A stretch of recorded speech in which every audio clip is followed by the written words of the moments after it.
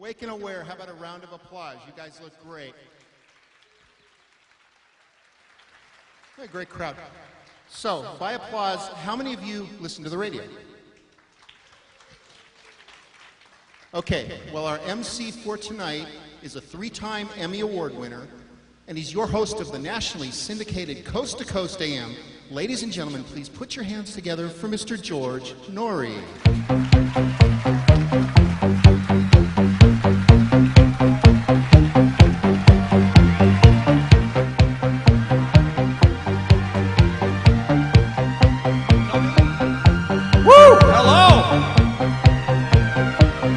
What a crowd!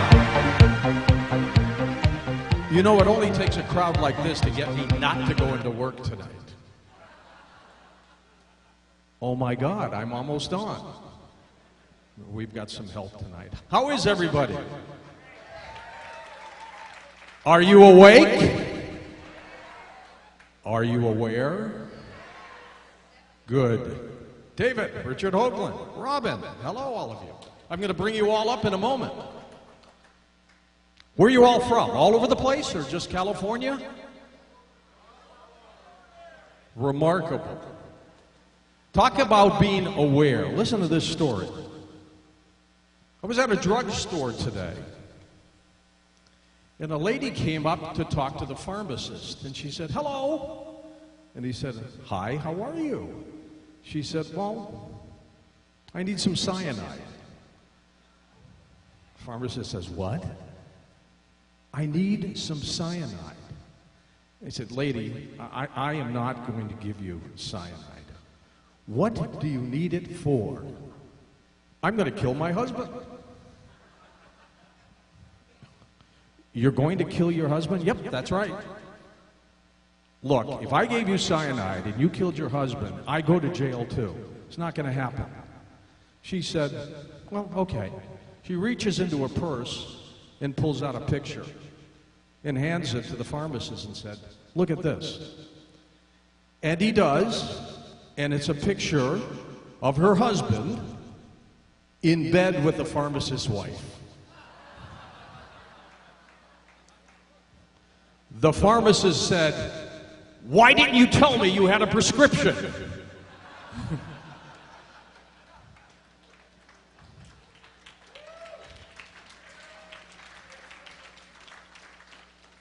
How many of you believe in heaven and hell? Just one? Two? I've told this story at some of my other events. How many of you have been to some of our other events? Good, I can tell this story again. 3 guys died, and they went up to heaven. And St. Peter's at the gate, and he says, "I'm sorry, we're booked. Nobody's getting in today unless your deaths were very strange and unusual." And they looked at each other and said, "Well, we want to get into heaven." And he said, "Well, I tell you what, let's start with you. Tell me what happened to you. How did you die?" And this guy said, "Well, let me tell you something. I've been married 20 years. I've got a lot of these marriage jokes. I don't know why." He said, "I've been married 20 years, and I had a suspicion something was going on with my wife, and so I left work early, and I came home to our 25th story apartment in Manhattan, and I figured she was in there with somebody, and so I burst in the door, and she was in bed, but she was alone. But I was convinced something was going on. And I just felt like an idiot, so I went outside on the balcony, and I'm looking, and I see this guy in his underwear holding onto the ledge. And I went, son of a gun. So I start stepping on his fingers. I start pounding his fingers. I start doing everything I can to make this guy fall. Finally, I went in and got a hammer. I start hammering his fingers, bloody red. He let go. And he falls all the way down, but lands in a bush. 25 stories, lands in a bush. He's not dead. I go into the kitchen and grab our refrigerator and roll it out onto the balcony and push it over, and it lands on him and kills him. I died of a heart attack. St. Peter said, God, come on in. Goes to the next guy and goes, what happened to you? And he said, well, I was working out on the balcony of my 26th floor apartment, and this huge wind came by and blew me over. Thank God I caught the ledge of the 25th floor balcony. I'm holding on, screaming for help, and some guy comes out. I'm saved. Then he starts stepping on my fingers, pounding my fingers. I'm looking up at him going, what are you doing? Then he goes and he gets a hammer, and he smashes my fingers. I couldn't hold on anymore. And I fall these 25 stories. But my God, I landed in a bush. I was alive. I'm on my back going, I'm alive. Thank you, God. And just then I get hit by a refrigerator. And I'm dead. St. Peter said, my God, come on in. And he looks at the third guy and he goes, what happened to you? And he said, I have no idea. I was hiding in a refrigerator.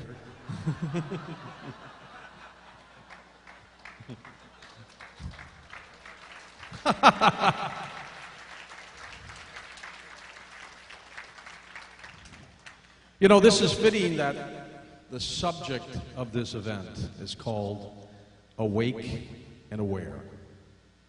Because I think today, more than ever, we need to be awake and aware. There's just too much going on this planet right now. How many of you, just with a scream and a yell, feel as if we're getting the short end of the stick? Perfect. Which leads me to this. We're going to do a very brief little stress reducer for you. My favorite movie is the movie Network. I always wanted to do a TV talk show like that. Howard Beale, played by the late Peter Finch. When he comes out and he talks about government, and he says, all we want is to be left alone. Let us have our toasters and our radial tires and our TVs. Just leave us alone. And he said, but I'm not going to leave you alone. So I want you just to cleanse yourself for a moment. Trust me on this. After this brief exercise, you'll feel better. All these pent-up frustrations, they'll be gone. I want you all to stand up for a moment if you can. Those of you who can.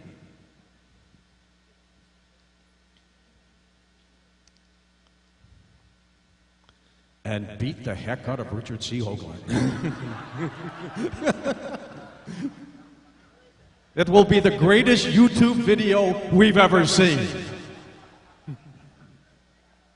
The face on Mars guy all over the place. I want you to yell out at a count of 3. I'm as mad as hell and I'm not going to take it anymore. 1, 2, 3. Do it again. One more time.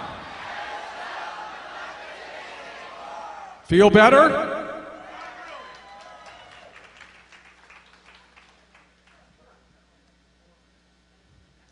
I do. You all look foolish.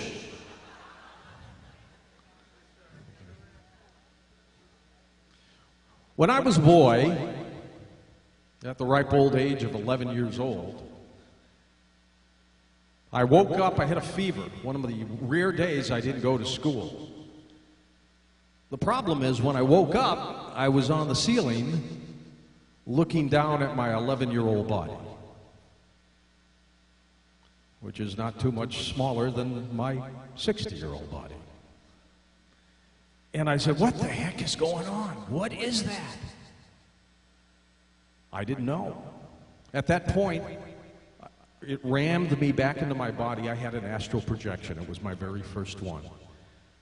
We didn't have computers in those days. I had no idea what to do. I went to the library and I stumbled around and I found some books on astral projection that were written back in the 1920s and 30s and 40s by people like Hayward Carrington and Sylvan Muldoon.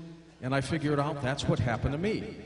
And I wanted, at the age of 11, to unravel these mysteries, to find out what is going on, what is happening.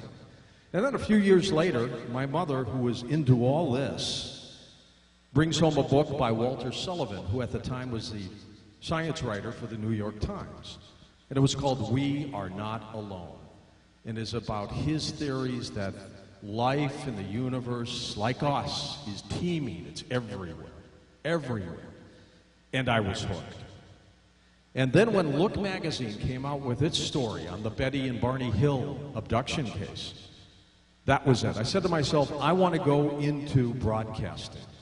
I want to be able to unravel these stories because it's the easiest way to interview people like most of you who are guests here at this event. I mean, if I was working as a clerk somewhere, I couldn't pick up the phone and call Richard Hoagland and say, I want to interview you, I want to do this. He doesn't have the time for all those calls.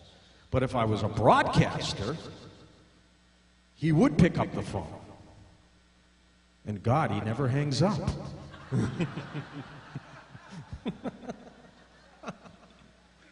By the way, did the satellite come in? They said it's slowing down. How could it slow down? All right, now they're talking about Saturday, so that's weird. So I figured, okay, I'm going to go into broadcasting. I can interview people like Richard Hoagland, and I can get to people. And that's what I'm going to do for a living. That's what I want to do for my career. And while I was doing all that, I was doing all kinds of great scientific things in our family basement in Dearborn Heights, Michigan. I had a chemistry set, and I was blowing things up. I was reproducing baby hamsters and timing the gestation period to know exactly when they'd be born.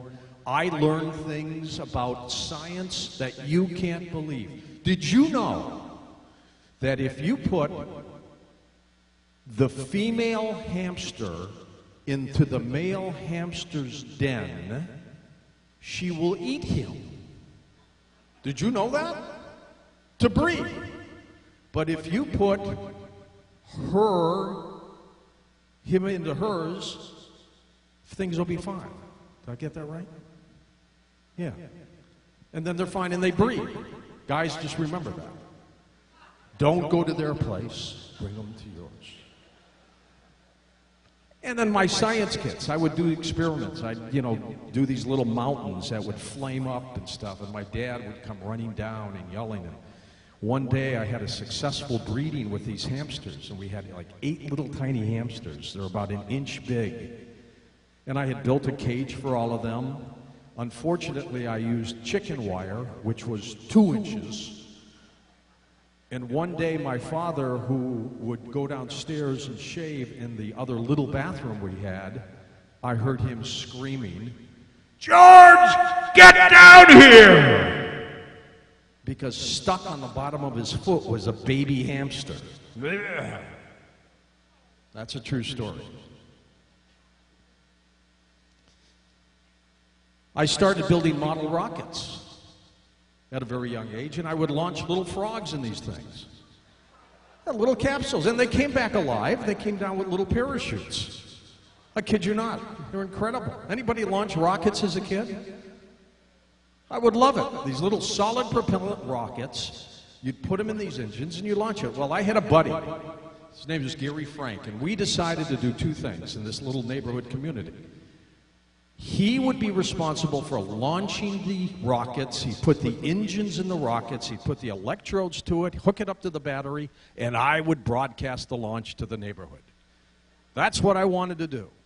So I'd go, 10, 9, 8. And he, at the right moment, would push that button, and whoosh, off the rockets would go. And you talk about synchronicity. Years later, old George goes into broadcasting. Old Gary ends up building the engines to the space shuttle. It's a small, small world.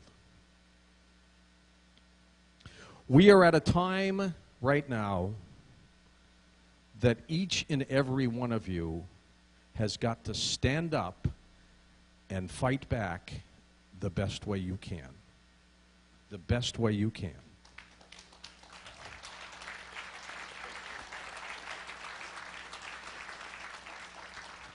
Because if you don't, those people who have their own idea, their own agenda of what they want on this planet are going to win. Good for you. I agree with you. I agree with you because you have to keep fighting. And we will. I pledge to you that Coast to Coast will continue to be there for you as the voice in the darkness when nobody else will do that, and continue to get the guests I'm about to bring up here who will briefly tell you a little bit about their events coming up this weekend. We are now at 545 radio stations because of you. We're on XM satellite. We stream around the world, and it's getting bigger and bigger and bigger. I was talking to our network people last week, and they pulled me aside and said, "My God, George, you guys are almost bigger than Rush." Let me tell you something. That's quite an accomplishment. Quite an accomplishment. We were at 333 affiliates 9 years ago. 545, and our goal is to continue growing and growing and growing. But none of this would have happened without the support from you. And so that is my personal pledge, as Tommy knows, to keep us excelling with the quality of the guests that people like David Wilcock and Richard C. Hoagland and Richard Dolan and all the others in the group here have brought to you for some time. One of the reasons that Richard is one of my favorite guests is because sometimes we get a guest that gives me answers like this. So tell me, did the ETs really come down? Yes. It's a 3-hour interview. With Richard, I can ask him a question, go to the bathroom, and come back, and he's still talking. That's the kind of guest I want. Woo!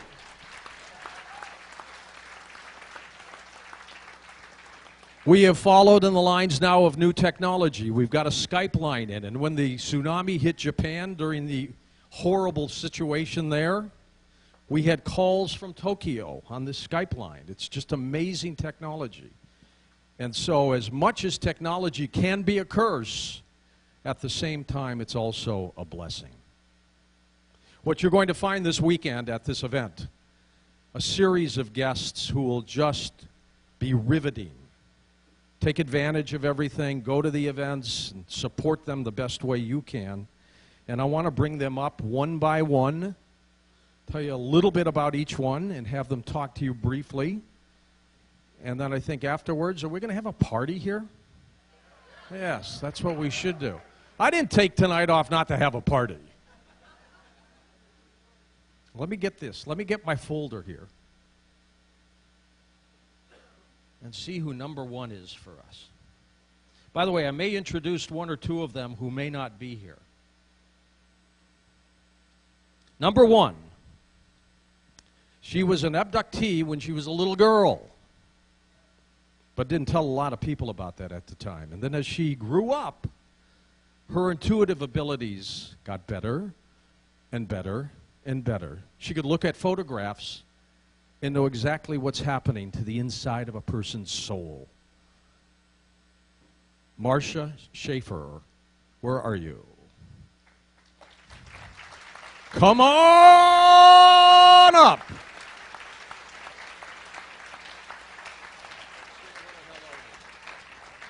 Thank you, George. By the way, based on some of your stories, Peter will be waiting for you after the event.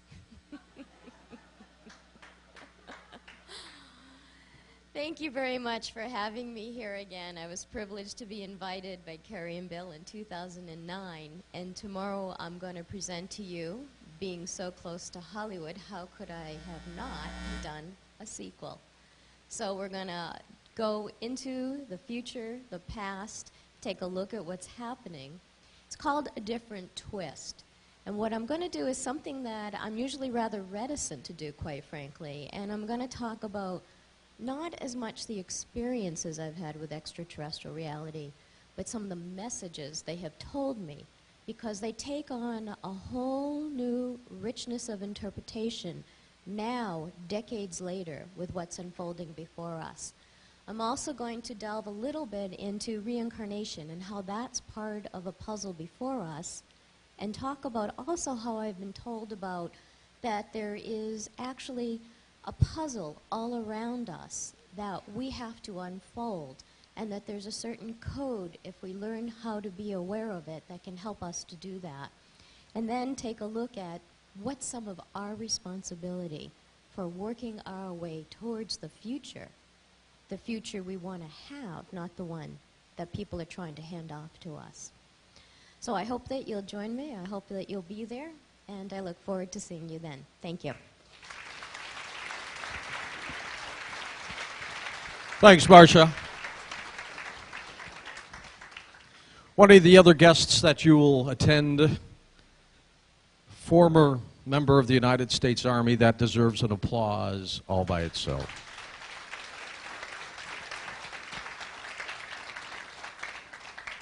I, of course, was in the U.S. Navy, which is a little better service, but that's the way it is. He saw a document a long time ago which apparently attested to the fact that our government and extraterrestrials were deeply involved and knew what kind of activity was going on this planet.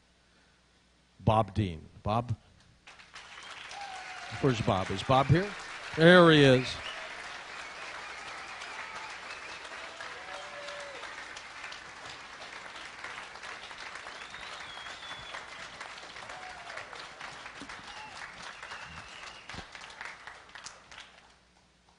George, I only came to watch and listen to Richard.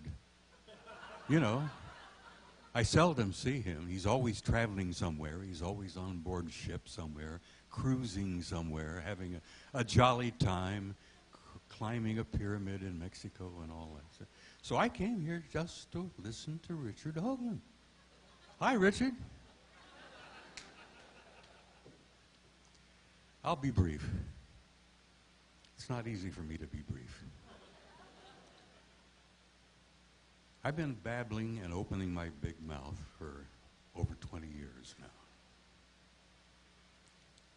And I think I've been going through what you might call a crisis of self-confidence, because I kept thinking when I first began coming out of the closet and telling these stories and violating my national security oath regularly, that we'd make some real progress, that in a short time the people would wake up, they would start paying attention. And to me, this is the greatest story in human history. And I'm so excited about it, and I believe it's got to be told. But over 20 years I look around the world and I don't see the response from the masses of people out there that I expected. Because I thought everybody else would say, geez, this is a hell of a tale. It's got to be told. This is not only the greatest story in human history, it's the story of human history, George. You know that. I believe that people need to know who they are and what they are and how they came to be here and why their lives are so damned important. And tomorrow I have some material to share with you which I think will in some way convince you how important you are and why you need to know what precious beings you are. And I'm looking forward to sharing some of this with you tomorrow, and thank you so much for the kind response you've given me today.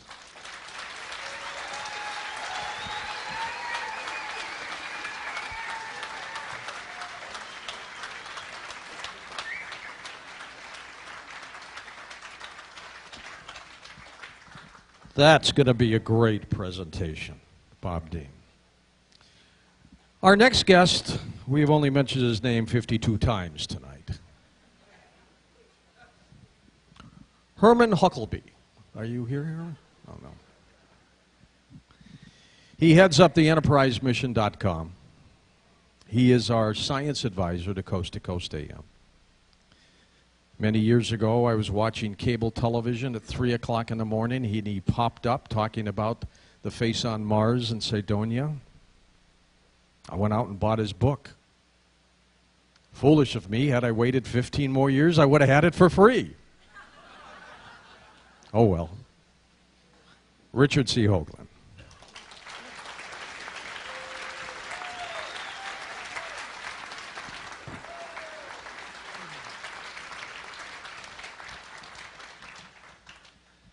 How do I follow that? Unaccustomed as I am to public speaking, you know, he said, you only got 4 minutes. If you go longer than 4 minutes, there's a giant hook that comes out of somewhere. By the way, I hope that's not made of plaster. I've been watching this very interesting upside-down flying saucer.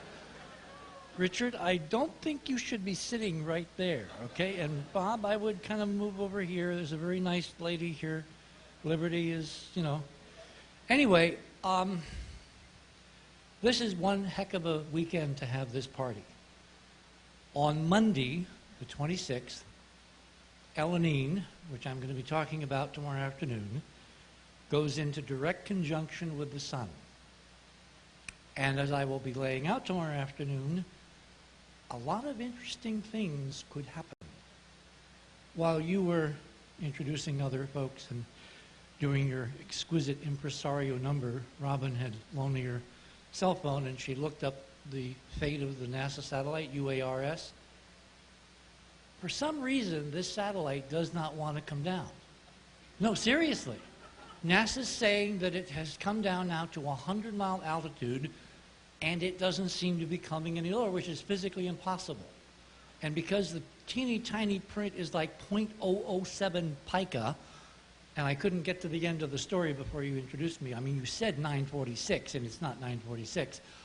I don't know the end of the story, but they're very confused because the projected impact now is sometime between 11:45 and 12:45 tonight, tomorrow morning, anywhere from Canada to Africa. And the last time I looked on an inclined orbit, we're in between Canada and Africa. So, Carrie, you may have a very interesting punctuation on the party tonight. I saw Ed Grimsley wandering around. Ed, did you bring the night vision goggles? We probably should go upstairs afterwards on the roof, if we can get to the roof, and just see if we see something.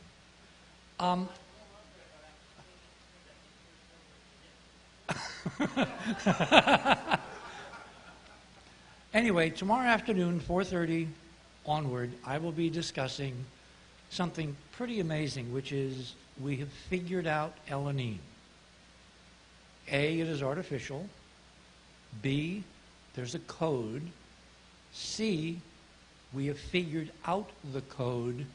And D, something wonderful is coming. See you tomorrow afternoon. Thank you, Richard.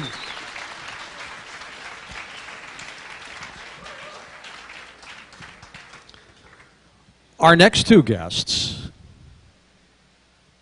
one is an investigator and a darn good one, and the other one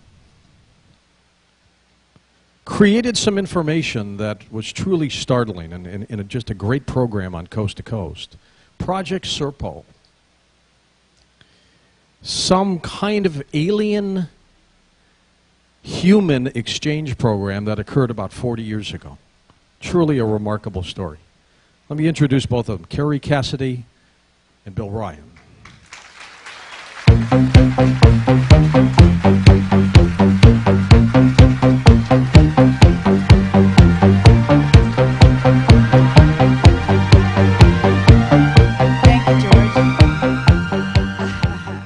Okay, well, actually, I think we can say that Bill and I are both known for Project Camelot a lot more than Serpo. but thank you anyway. No. Okay, I just want to say that Bill Ryan is a brilliant guy, and I've enjoyed working with him over the last 5.5 years. And we started with absolutely...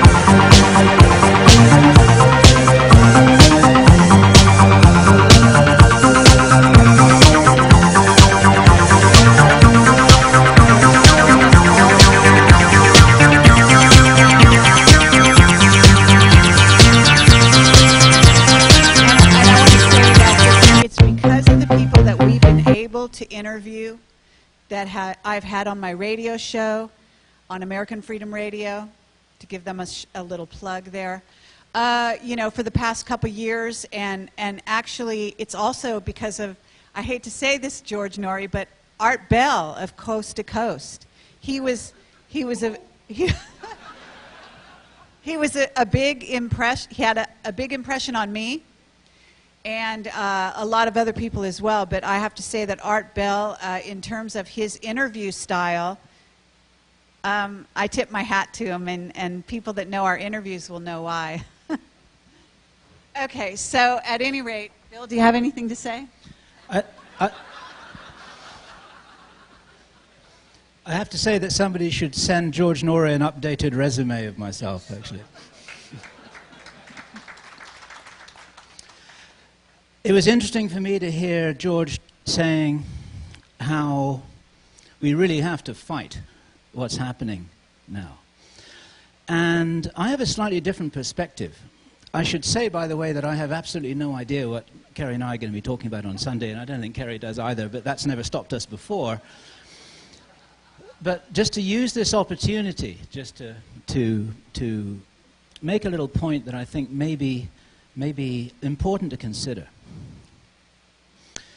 Everyone in this room knows that for the last 50, 60 years, maybe even much longer than that, whoever it is who consider that they've been running the planet have been lying to us, poisoning us, miseducating our children, convincing us that we're nothing more than animated hunks of meat, controlling the media, infiltrating our every being in every way that they possibly can do.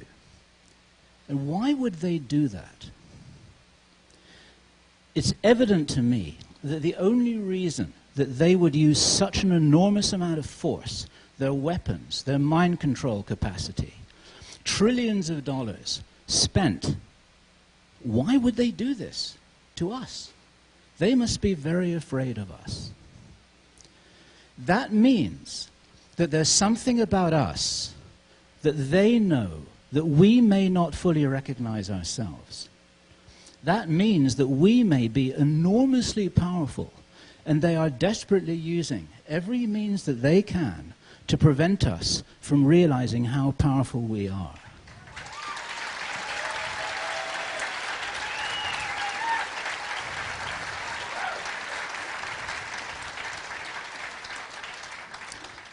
And what that means for me is that this isn't about fighting. It's about the collective expansion of consciousness that is happening all over the planet right now. And George, you have done an enormous amount for that. And everyone in this room is playing their part. This is a rising tide that lifts all the ships, including those people on the inside. Because on the inside, the guys who worked for the CIA, who signed up for the military, like Bob did many years ago, they were lied to when they were young men and women, just like we were. And they are getting as mad as hell, and they don't want to take it anymore either, and they can't fight. So what they are doing on the inside is they are facilitating a change, which we're all seeing around us. In this conference, all the monitors for you guys. Yeah.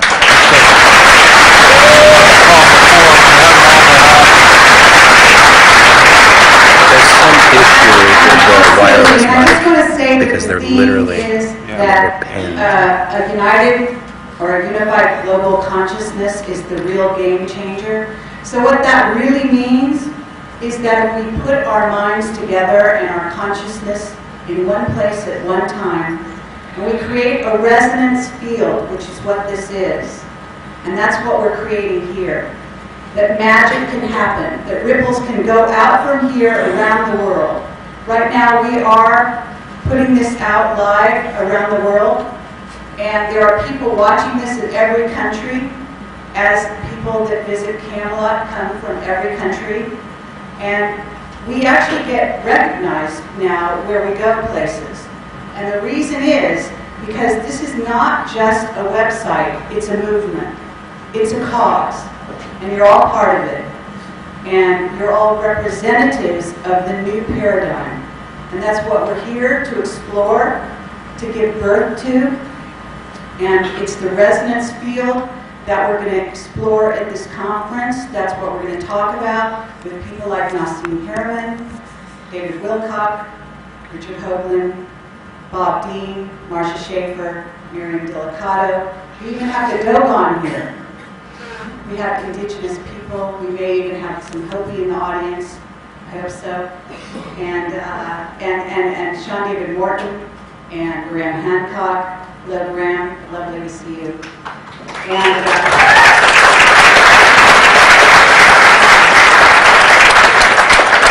I don't know if I've forgotten anyone.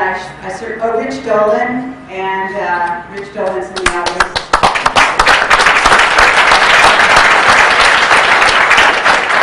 Okay, and at any rate, we want to turn this over to George Noory to continue introducing everyone.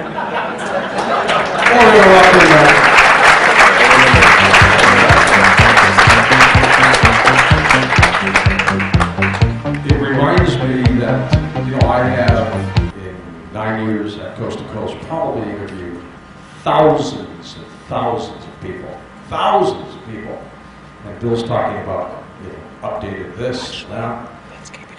Our producers will send me a fax, a little bio of whoever we're going to be interviewing, and I get their book. And if the book comes in well in advance, I get a chance to read it.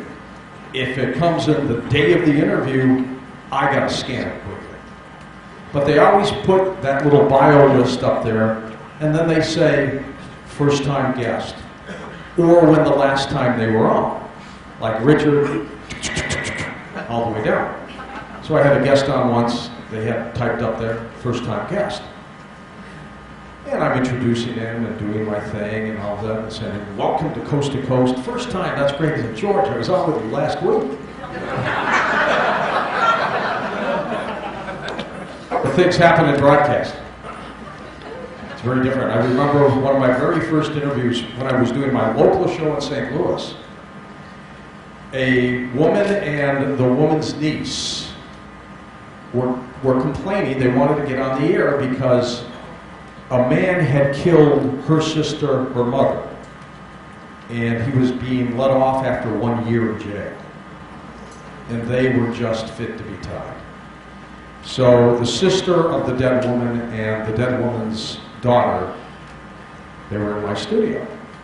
And I said, so we're going to talk about this. And just to give you a little background, the woman was cooking for the guy a steak. And he came home, and it was gristly, and he didn't like it. So he jammed it down her throat, and she died. She choked to death. And he got off after 1 year. So I got them in the studio, and they're crying. And the first question out of my young and talk show host's mouth was, so what's your beef? Where do you go from there?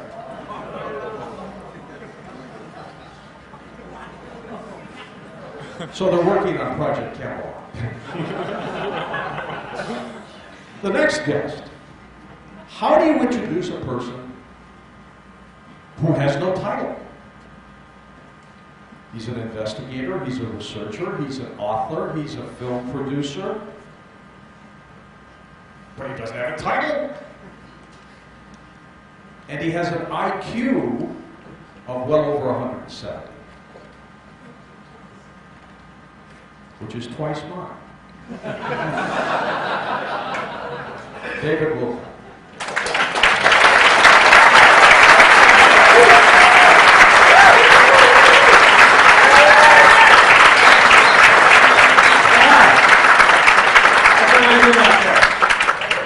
I hope you guys are ready to have an action-packed weekend, because is this not like the most mind-blowing lineup of speakers you've ever seen in your life?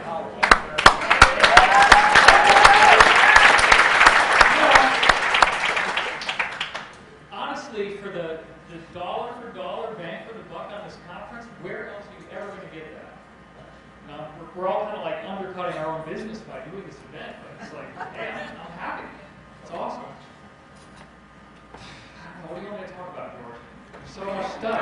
I have no title. So let's start with what? Edgar Casey, Past Life. You want me to do that one? You always like that, so we can do that. Okay, so I look like Edgar Casey, right? And I have the same natal astrology as Edgar Casey, and I also do readings. In fact, I did one this morning. And, but what good is it to be Elvis impersonator? How many Elvis impersonators do you know by name? You know, poor Dr. Lewis Purdy, I mean, you know, people who are into astrology, they're probably getting all these emails all the time. What do you think about David Wilcock? Look, I don't care. Okay, the readings asked me to talk about this, and I've basically gotten away from it. Richard Hogan. You really don't want to, he's always giving me that friendly wink, wink, nudge, nudge. Don't talk about the Casey shit, man. But if you have this connection to higher consciousness, what do you do with it? How do you make that tangible? Edgar Casey did 14,000 intuitive readings in the 1920s, 30s, and 40s, and how did it change things? Well, I'm a skeptic. I'm highly intelligent, and I don't believe a word you're saying. Okay, what do you do with that? Yeah. What I've done is to try to aggregate information. I look at I mean, when I read Fingerprints of the Gods in 1996, he had aggregated all these books I've been reading for so many years. I'm like, my God, it's all in one place. This is fantastic. So finally what I've done is to take a big picture view of the whole spectrum of esoteric information. And the conclusion that I make is very enigmatic for the average person who breaks into this kind of stuff, because the conclusion is that this is not about doom and gloom. It's not about the big pole shift that's coming. It's not about figuring out when we're all going to die. Well, I got a date. I know when. If the ETs wanted to invade, they could have done it any time in the last 25,000 years or more, which is how long some of these artifacts have been on Earth. Okay, well, that's another story. I've been told I have 1 minute left. So one testicle is behind my left shoulder and the other one's behind my right shoulder. And 1 minute. How do I do that, George? The third one. Oh, well, that's... it's the pineal gland. It's right in here. Or is it down there? Anyway. Okay, here's the deal. 1 minute. Wow. All right. I don't want to pull a Richard Hoagland here, but he actually was pretty good this time. So the deal is, the universe is alive. Galactic consciousness has designed the human form as a precipitate that comes out of the quantum medium into DNA, which then evolves naturally into human beings. We are not at the pinnacle of human evolution. We're supposed to go through a terrifying transitional process where we think the world is going to be destroyed in order to crack the shell that we built around our hearts, which in turn pops open this thing we have in our brain called the pineal gland. And once that gland becomes fully awakened, you now can possess a direct knowingness of your true identity as one intelligent, infinite consciousness. You like that?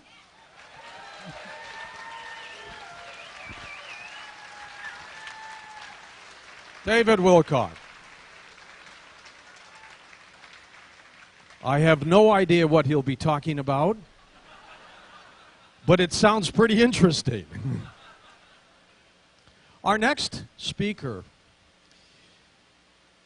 really doesn't need a major introduction. I've got to tell you, when I first interviewed him on Coast to Coast, I mean, I was like a kid in a candy store, because I, too, read Fingerprints of the Gods, and I said, this is great material. Graham Hancock, come on up here.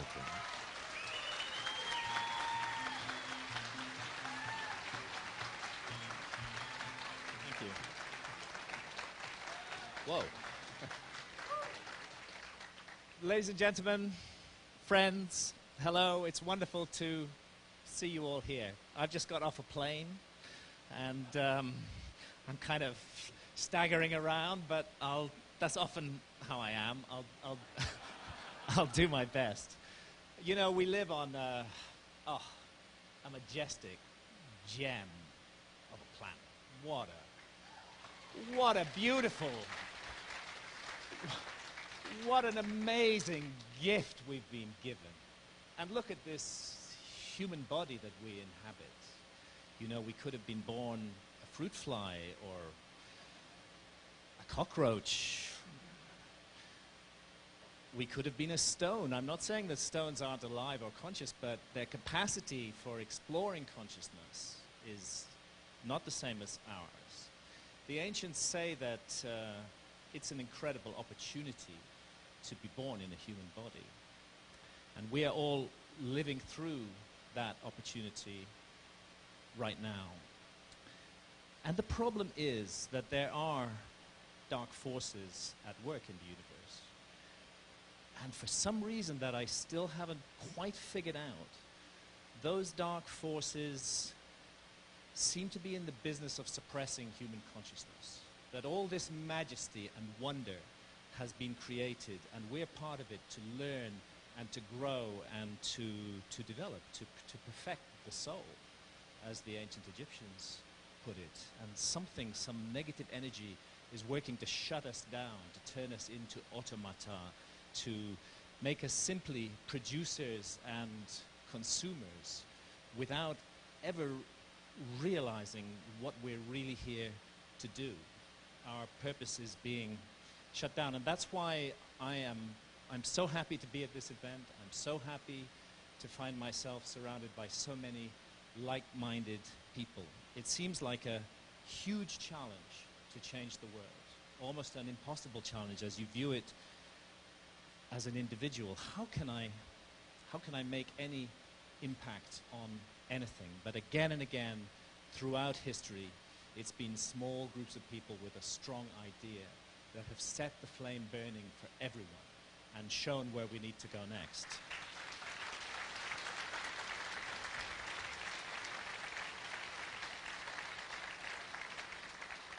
And that's what we're here to do, ladies and gentlemen, and it's a privilege to be here with you. Thank you.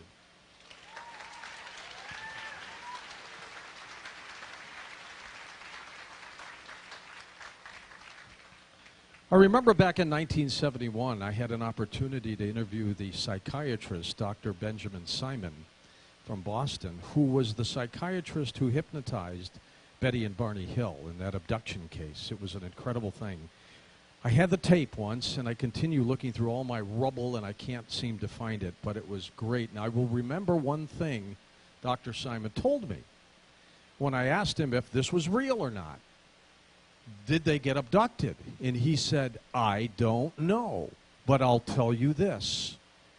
Betty and Barney Hill are telling the truth. They believe this. Whatever they say happened to them, they believe it. And that was coming from a psychiatrist, and that opened up my mind to a lot of this. Well, our next guest, Miriam Delicato, is an abductee. And it's a time now where you don't have to be embarrassed to admit that anymore. Miriam, where are you? Come on up. Here she is.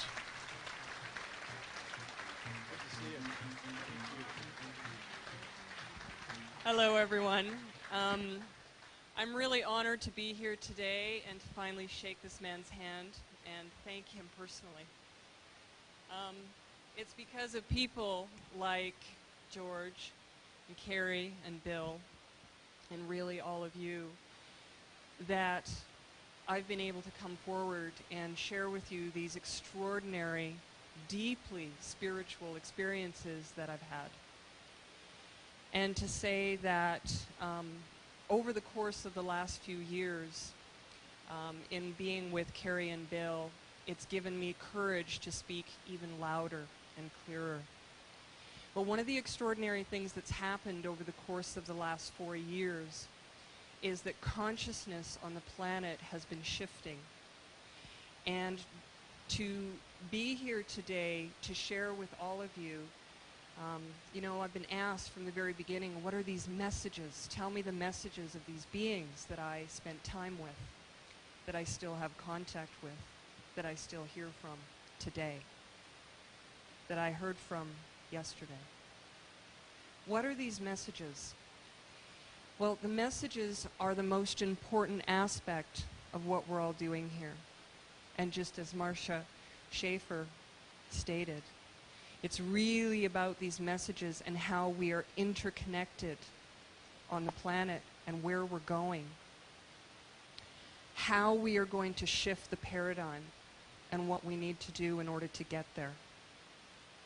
This isn't about a book that we can open the pages and say 1, 2, 3, 4. It's about opening something within ourselves. I've been honored, privileged in fact, in some of the people that I've met in this journey. And I'm going to bring someone very special up onto this stage who, as I'm about to introduce them, my heart is pounding because I believe that we are at the beginning of a new era for humanity with conscious understanding of our ancient history, of who we are and where we're going. So I'd like to bring on Bikbai Nijnima, who is Dogon.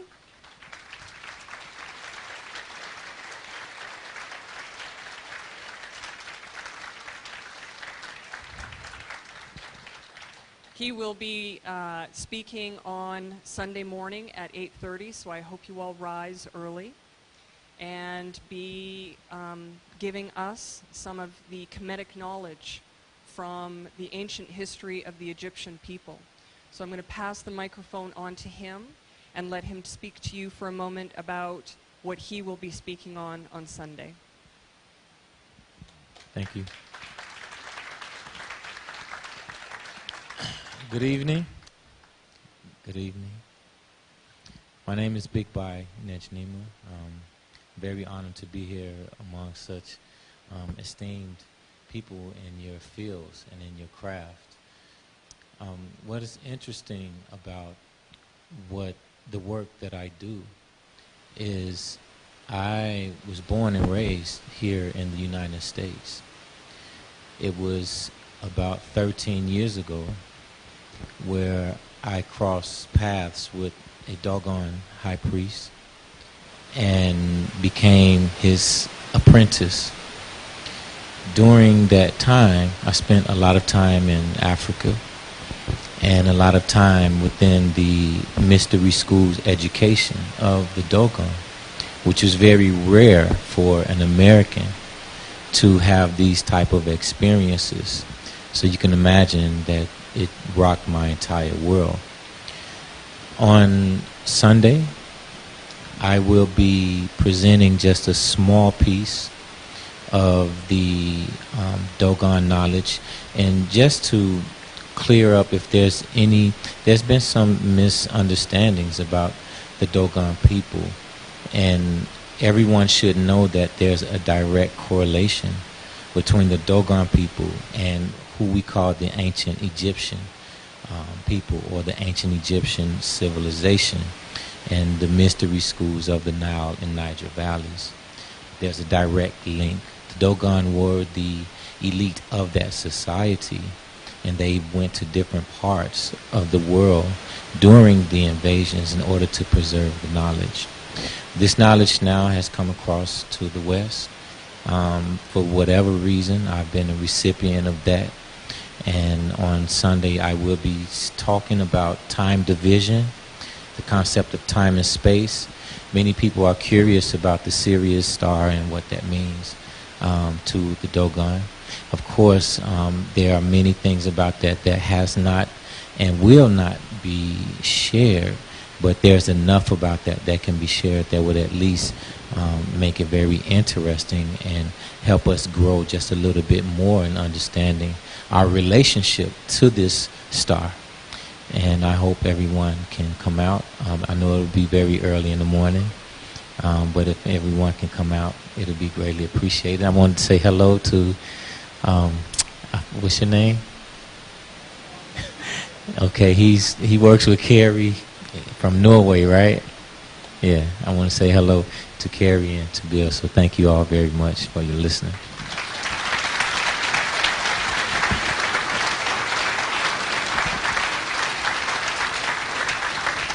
Remember The Serious Mystery, that book. Great story there. Great story indeed. Our next speaker, oh, by the way, I want to acknowledge someone who I don't believe is speaking, correct? You're not speaking, but she has brought this world just incredible information about alternative health and medicine. You know, I happen to believe that all of you, if you don't take care of your health first, you're wasting everything.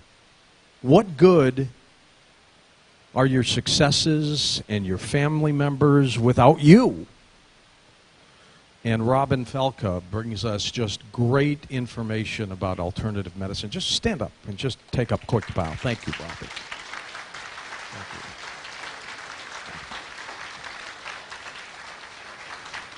Hoagland, how did you find one like that?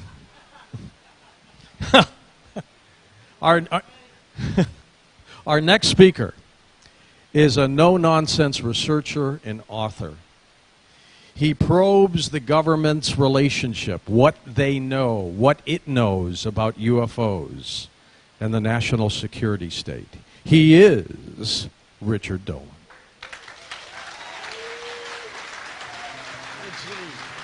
Always a pleasure, Mike. Hello. All right, first things first, I'm speaking tomorrow at 8:30.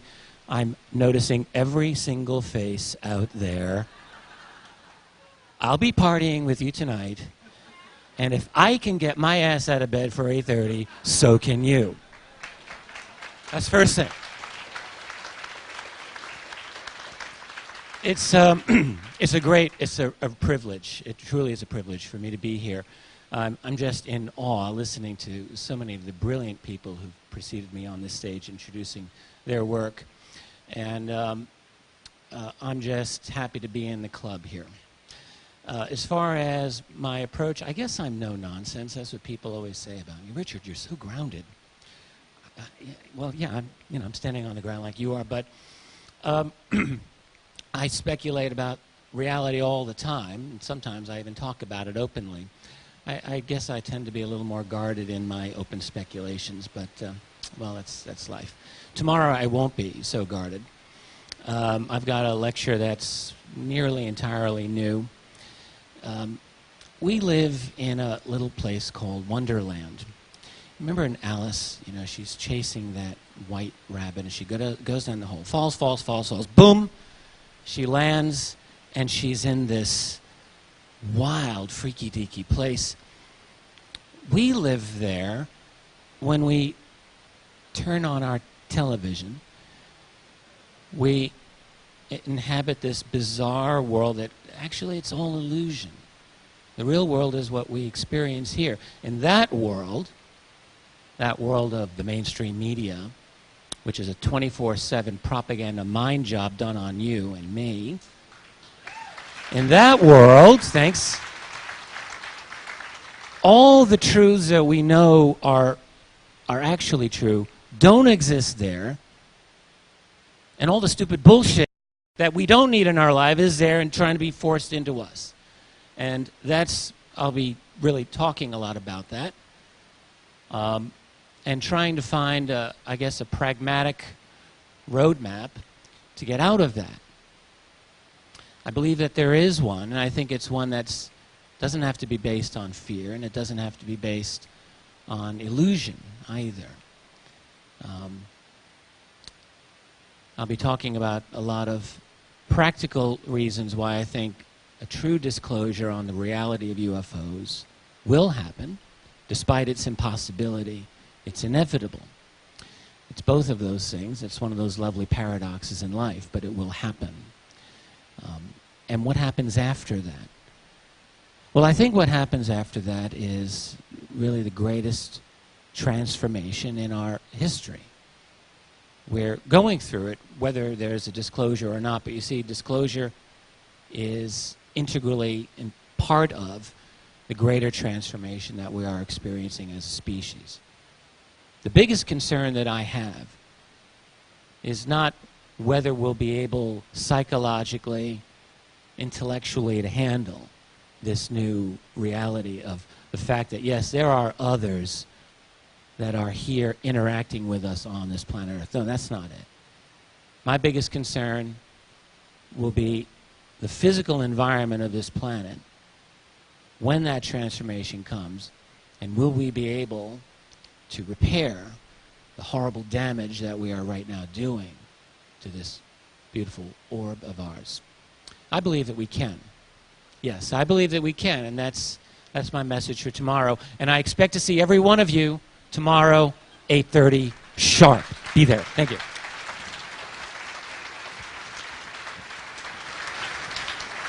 He is one of the best.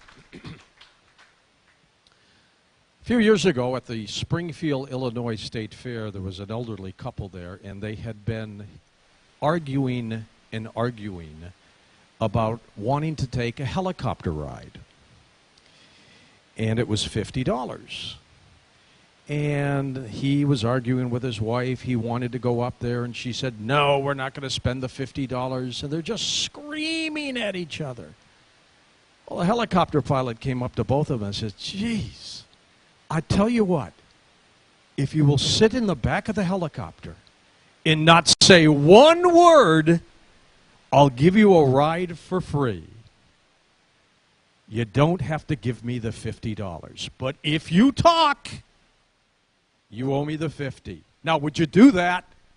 And they looked at each other and went, mm-hmm. So they got in a helicopter. Guy's up. And he's doing whirly-burls and twists and turns and everything. The wife fell out of the helicopter. The helicopter guy's still doing his thing and going around. She's gone. A couple thousand feet. He lands, looks in the back, and there's the guy by himself. And he goes, where's your wife? She fell out. What do you mean she fell out? She fell out, she died. Why didn't you tell me? Because $50 is $50. We talk about consciousness. Got a call once, a long time ago on the show, from someone who said that they were near suicide. And these are calls you can't hang up on. I don't want that responsibility. So you listen to them, you let them talk, and hopefully you talk them to the point where you say, now you call us next week and let us know how things are. Well, this guy had already apparently solved his own little dilemma. But he was telling us the story of how he was so despondent. He had a bad job. He had a bad relationship. Things just weren't going well enough in his life where he wanted to take what he thought was the easy way out.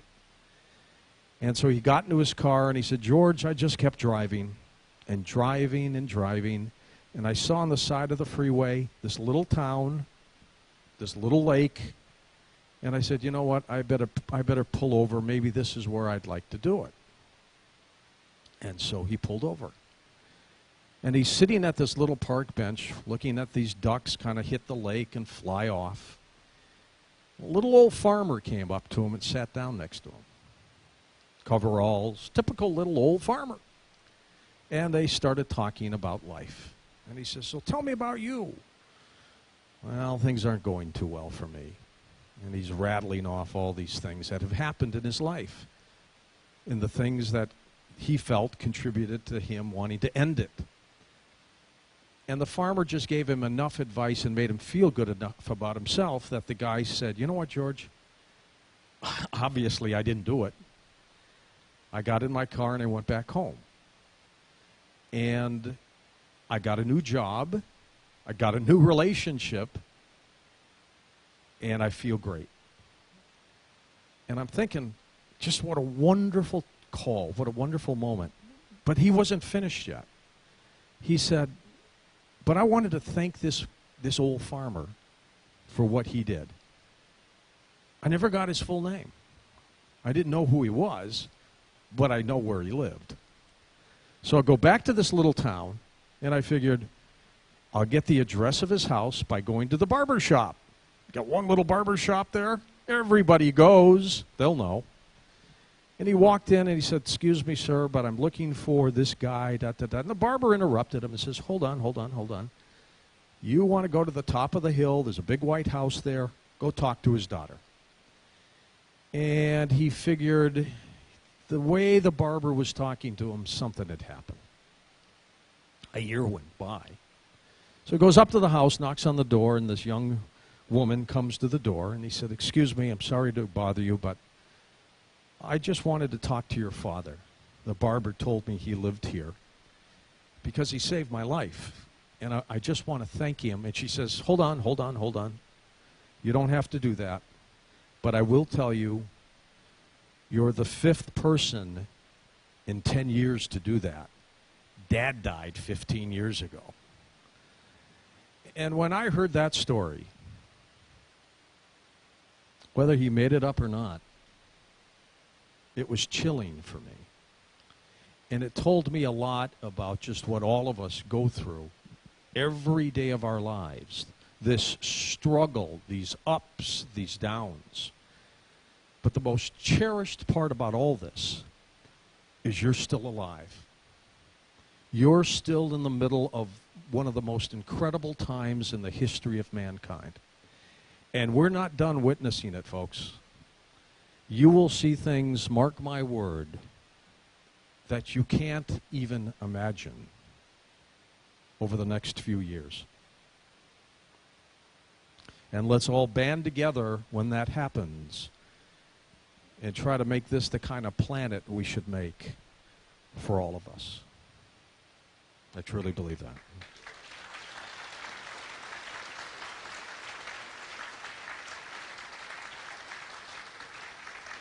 I'm going to give you some options. We can do a little Q&A for a little bit, or we can hit the bar, or we could do a little combination of both. Carrie and Bill, you want? Oh, there's Sean. There he is. He's in. Aha, we're not done. We're not done. Where's Nassim? He's here too? There he is. Okay. All right. Intuitive remote viewer. Come on up. Come on up. Intuitive remote viewer, Sean David Morton.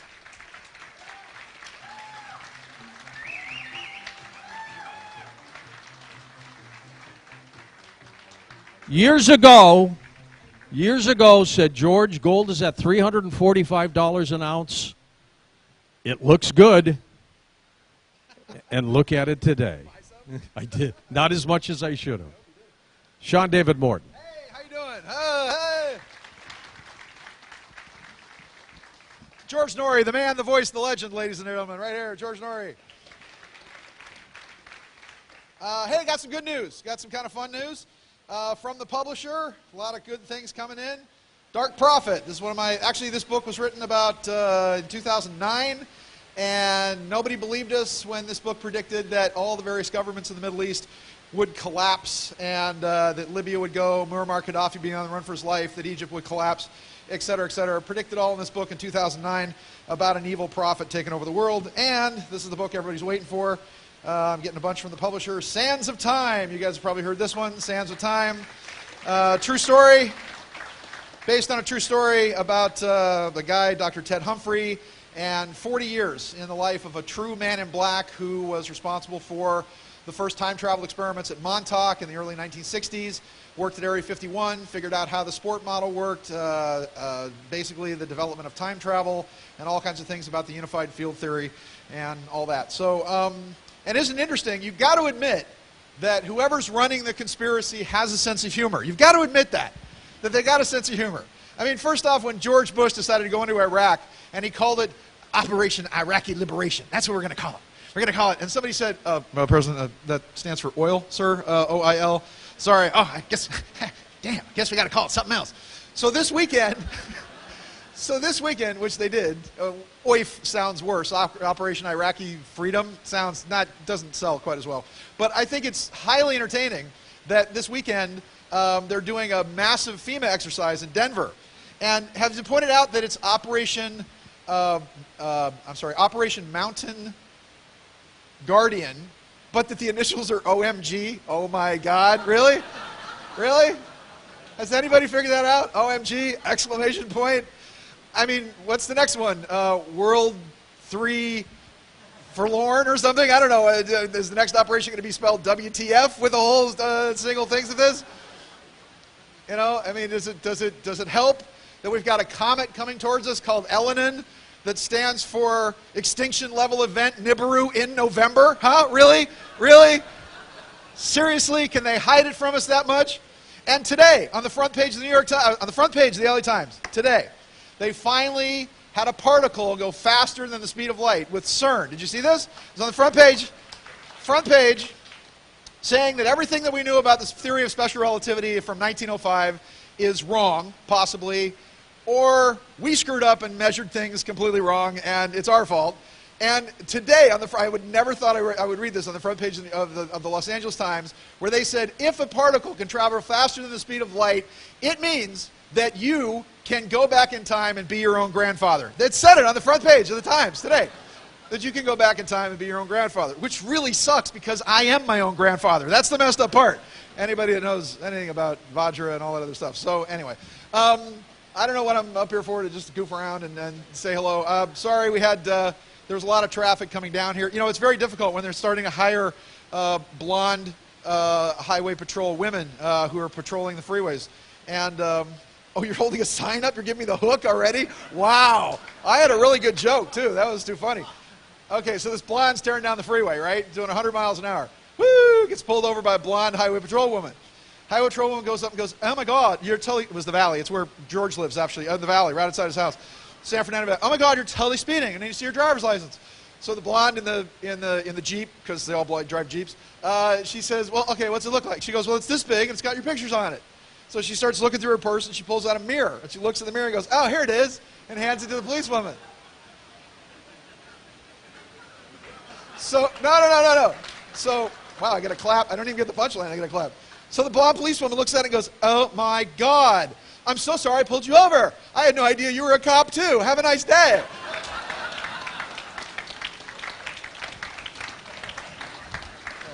Okay, I've only got a minute left here, and we're going to rock and roll. We're going to party, but very excited about Sands of Time coming out in hardback, Starlight Publishing. That's all cool. You guys are going to enjoy that. My thing is Sunday evening. I think I'm wrapping up the show with what I'm doing. So all kinds of things I can just hope. Also, you guys know that I'm on the same network now with the lovely Carrie Cassidy, who needs to get all her photos redone because she looks much more lovely in person. We're actually, Carrie, George, and I are the three people who are far too cute for radio, actually. So we make up the too cute for radio supermodel. Wait, see, here's the supermodel. Wait, supermodel pose. See, there you go. So anyway. Anyway, my thing's on Sunday afternoon, but I guess we're doing a panel or something on Sunday night. And you picked a fantastic, I'm sorry, I didn't mean to make you stand up here. You picked a fantastic weekend to be here. There are so many amazing and remarkable and stupendous and wondrous things that are going to be going on, not just in the next month or so, but in the next week. And you're going to be on the cutting edge of information from David Wilcock about, I don't know, an underground war with white dragons versus the Nkunabula, and Richard Dolan, who's going to take you back in time where you can live with the dinosaurs 85 million years ago. And Richard Hoagland, who will take you out into space and get... Wait a minute, this is ABC's fall lineup I'm talking about. It's sort of the Big Bang Theory meets Lost in Space meets Terra Nova this weekend. So it's all kind of fun. Meets Fringe, meets everything else kind of fun on TV, Supernatural. So, but with everything that's going on with the comet this week, with everything that's happening as far as the transits of the comet, with everything that's going on with, oh my, there's so many weird things. We live in an amazing, stupendous, wondrous time. And you should be patting yourselves on the back for not just being here, but for supporting all the people here, because these have been the people that have been a cutting edge for so long, that have taken so much heat from so many people who are now here telling you that, look, everything that we said was right. The conspiracy theorists are always right. It just takes us longer to tell you that it wasn't guys in a cave with cell phones, or it wasn't a guy in a book depository acting by himself. The pendulum always swings back and forth. So you're on the cutting edge of this wondrous information. And again, all is one, life has purpose, God is love, the Mayan synthesis, that everything that doesn't go towards a unity consciousness of all of us coming together and all of us loving each other and all of us, just working on whatever the next thing is going to be. That's what the future is all about, and that's why this conference is so great, and why Carrie and Bill should be applauded, and why George should be applauded for everything up here, that it's all about that. So hold on. And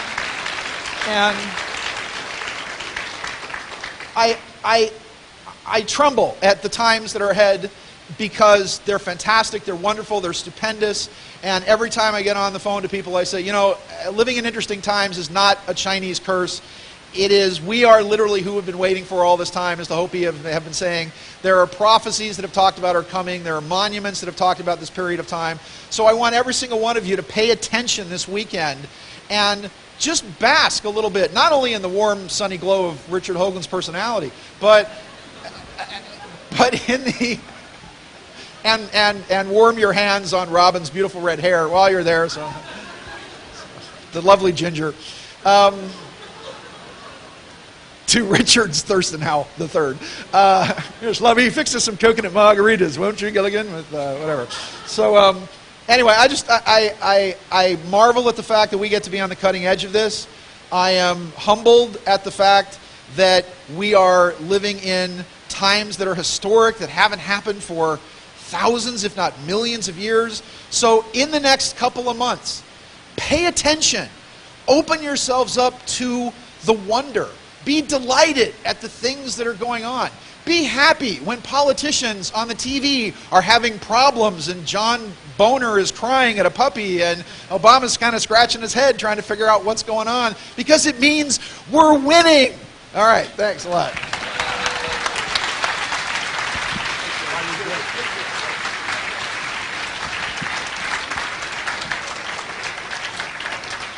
He also predicts earthquakes. I loved physics in school. Problem is, I had an instructor who was so dull, you couldn't understand him. Quantum mechanics. What? Our next speaker not only makes things understandable, but fun to listen to. And he just rolled in like at the particle accelerator at CERN. Nassim Harameed. Come on up, Nassim.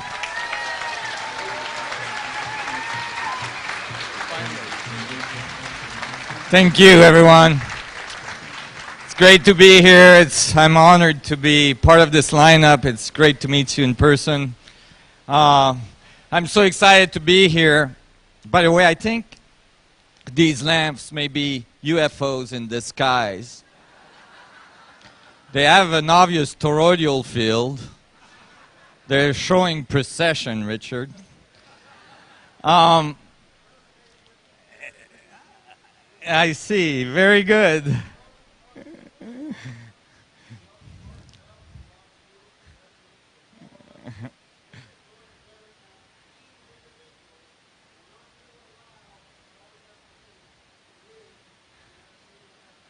That's why we're the Resonance Project. Wonderful. I'm so glad to be here. I just came back from a physics conference, multidisciplinary science conference in Belgium, where I presented my latest paper, and I'm really excited about it. I'm actually freaking out because it's beyond my greatest expectations, where the math led me, and the results I'm getting that are so precise, so amazing. I mean, I wake up in sweat for the last month and a half or 2 months, going, oh, it's got to be circular. I must have screwed up somewhere. And I get back on my computer, I'm calculating all night. I'm like, it's not circular. It comes out that way. And it's mind-boggling. I'm so excited to be able to present that to you this weekend. It's some of the first time I'm presenting that information.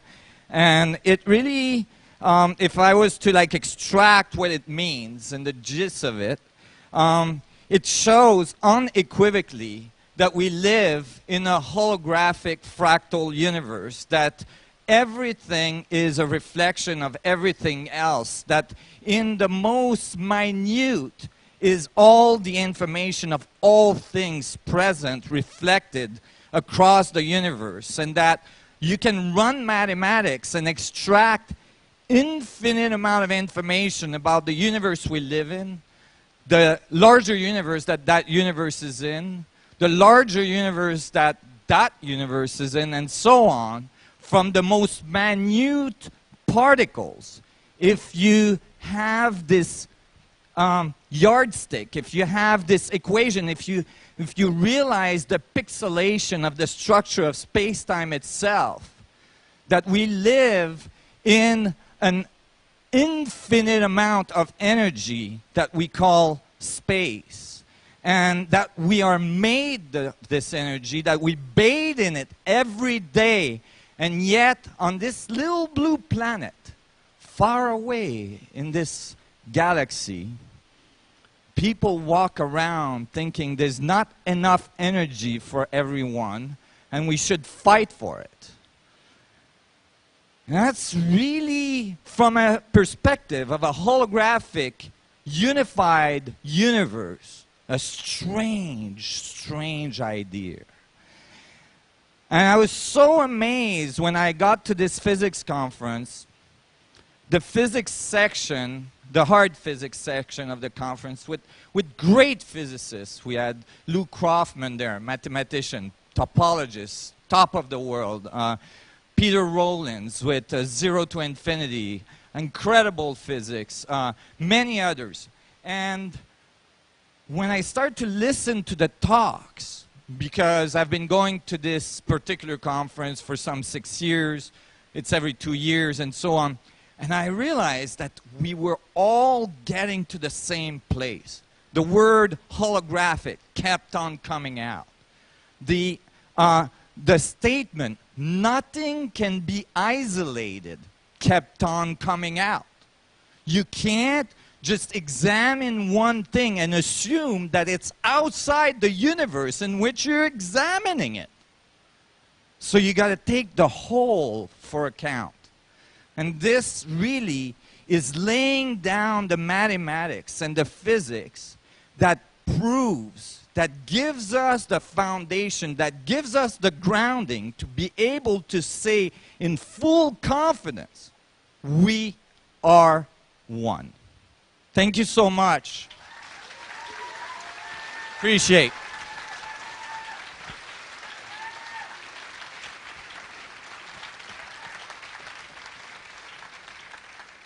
Why weren't you our instructor in school?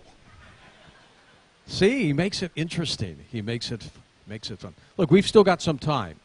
Carrie, should we do a little Q&A here? You want to do that? Come on, let's hit. Where's Tommy? Where's Tommy? Well, hold on. Are you east of the Rockies or west of the Rockies?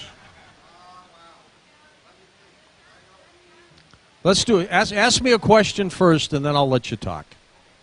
Go ahead. Ask me something to start.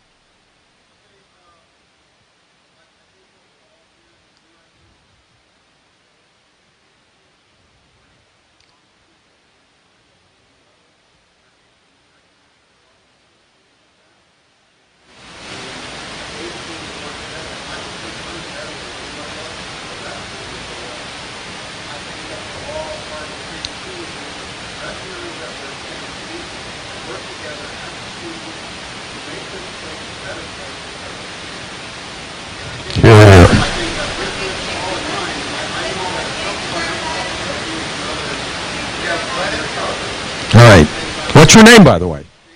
Okay, you from town? Okay, he's good. He's good. Thanks, James. He's passionate about what he's talking about. So Tommy will run around, point out some people who might want to ask a question or two. Anything goes. Go ahead, sir.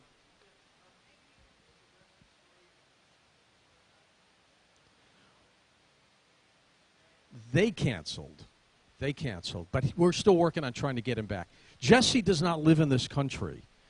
And so his travel and time schedule outside of his own personal stuff is very limited, but he wants to come back on. So as soon as he gives us the okay, he'll be on. Folks, just raise your hand if you have a question for George. Because he was a great guest. I had fun.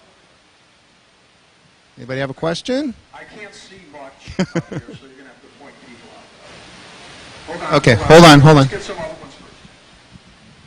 I have a question for you, George, because I don't have the opportunity to listen to your program all the time. Have you ever personally seen a UFO, and if so, when and where? Where's Grimsley? Is he here? There he is. Ed Grimsley brought me up on the top of a hotel. Why did I go up? There you go. By the way, great guy. Great guest. I have been to God knows how many conferences.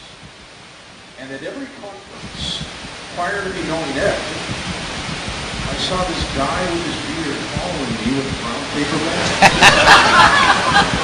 And a bat. I kid you not. I would go to lunch at the conference. This guy would sit behind me with his brown paper bag. I'd go to the bathroom. There'd be a guy in there with a brown paper bag.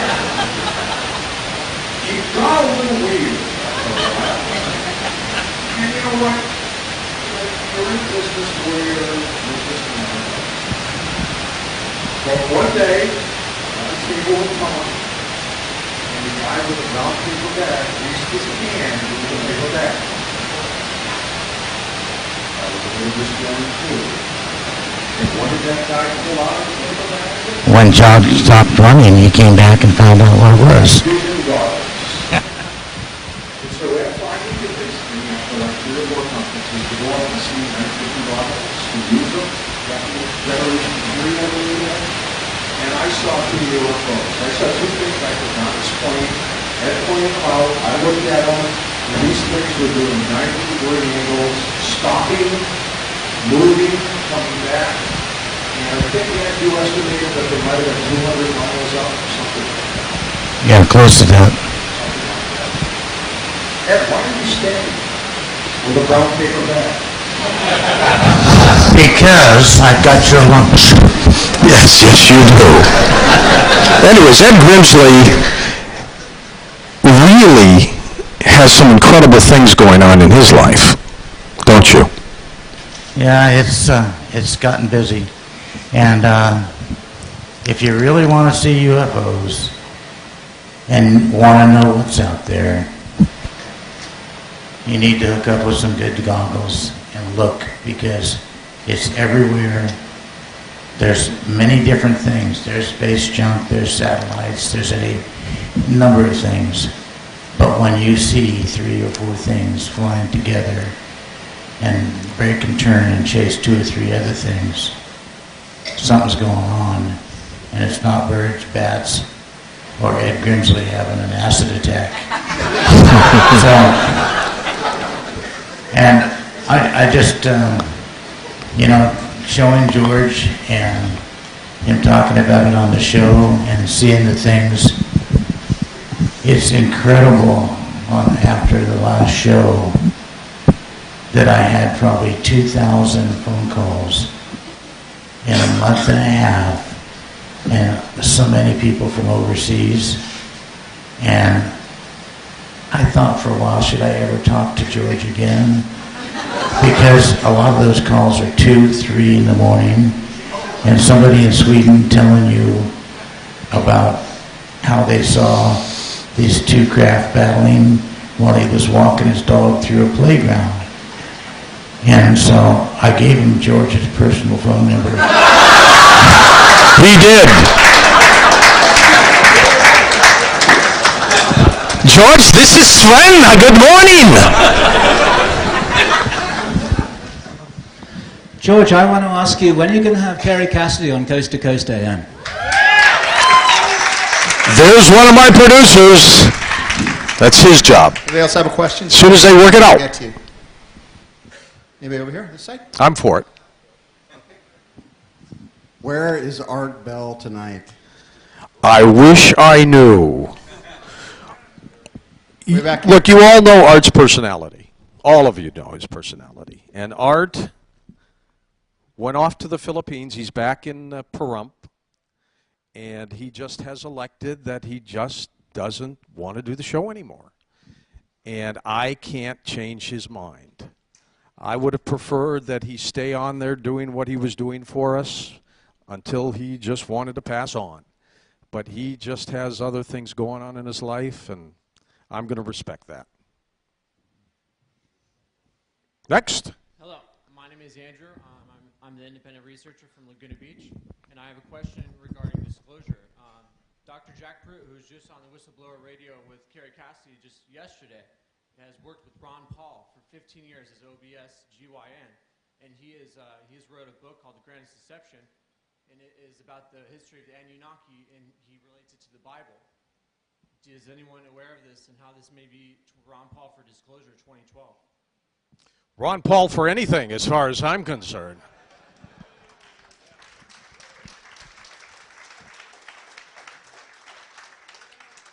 I think if any of the Republican candidates had a brain at the most recent political debates, any one of them would have said, if they were smart, I would be proud to have Ron Paul as my vice presidential nominee, just to get some of those people. Did he say that? I didn't hear that. I think Ron Paul is one of the most honest people out there, and I think that's what we want today. Just honesty. You know, Jack Nicholson in his movie said, you can't handle the truth. Oh, we can handle the truth if somebody gives it to us. Tell us the truth. Why are we in Iraq? Tell us. We want the oil. We were buddies with Saddam Hussein. We backed them when they were fighting the Iranians. Tell us the truth. Why are we in Afghanistan? Wasn't the mission to get Osama bin Laden? The reported mission? Did we get him? But we're still there. All we need is the truth. You know, it's something that's inside of you. You know what it is. I know what it is. You know what the truth is.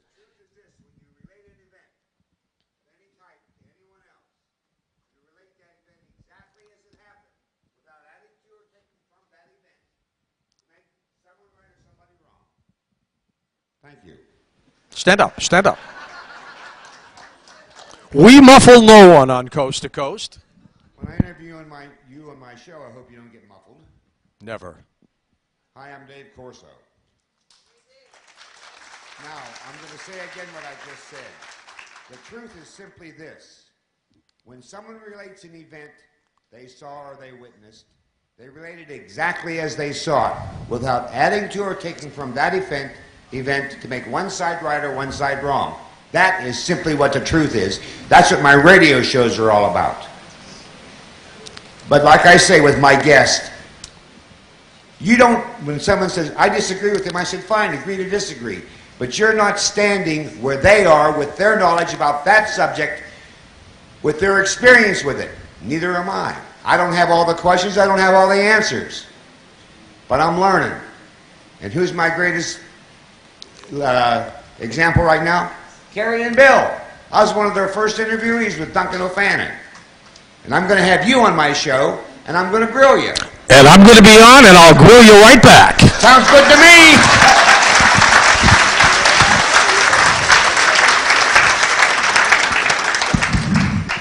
The man with the sign.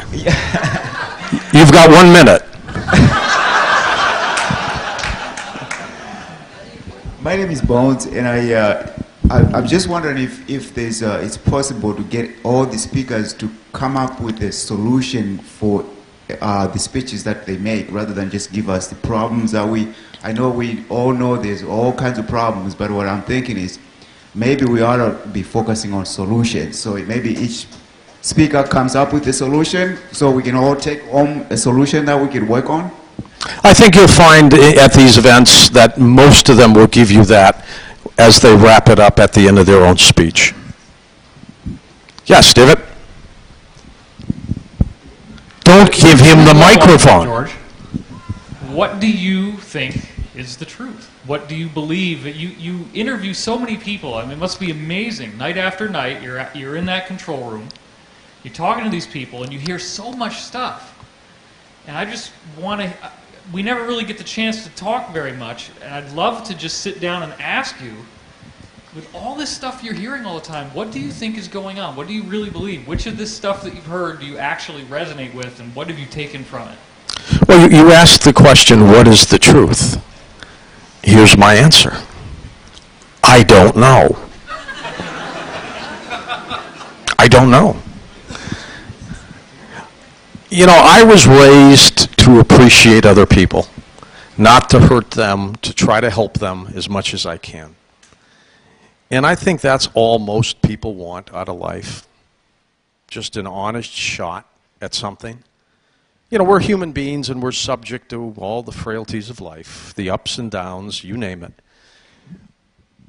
But there's much more going on this planet, and it's been going on for a very, very long time.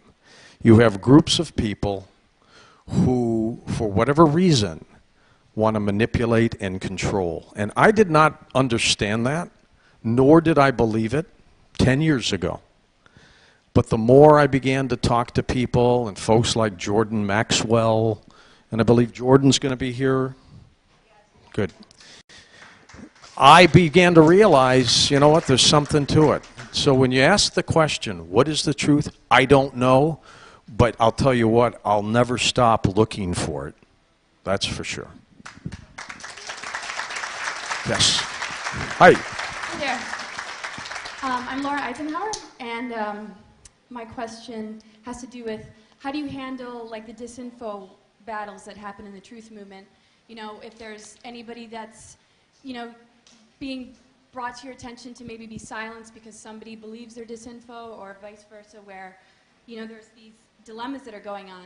And I just want to address this in front of everybody because I find that in the truth movement, there's a lot of those sort of doubts and questions, and people tend to attack each other on social networks, and it's not very collaborative, it's not very unified, and I feel like if we're really going to, you know, deliver these messages and really be out there, we need to really, you know, sort that out, because the people that are listening, you know, tend to think it's a joke and they don't take it seriously, and they find these dramas going on. And as a person who's interviewing, I'm sure you get some of that where somebody might say you shouldn't have them on, or they're a bunch of BS. You know, actually, in terms of corporately, I've never been told in my career not to do a particular show, ever. You know, strange things have happened. I've had guests on the air and their phones die all of a sudden. We had a story with Jordan Maxwell several years ago, who he said not only did his phone line just die out, but while he was still holding on the other end, he heard other people talking, saying, "You think you'll get the message?" and things like that. Right. Yeah, so that's interesting. So I guess I just encourage everybody who's in this, you know, that we stay unified, that we respect each other's truth, and that we don't blast each other over the radio, because I just think that that's not going to help us, and that we should allow everybody to have a voice and really, you know, just really be unified in that way. So thank you. Sure.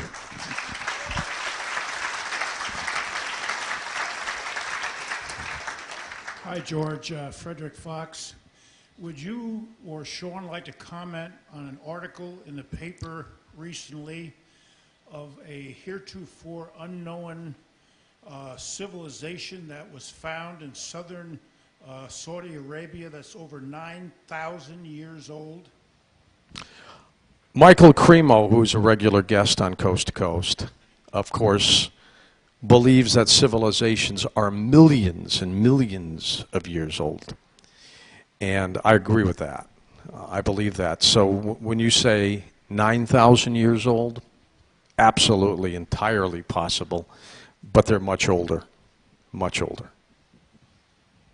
Who's Hi. next? Where are you, Tommy? Right here. I see no one.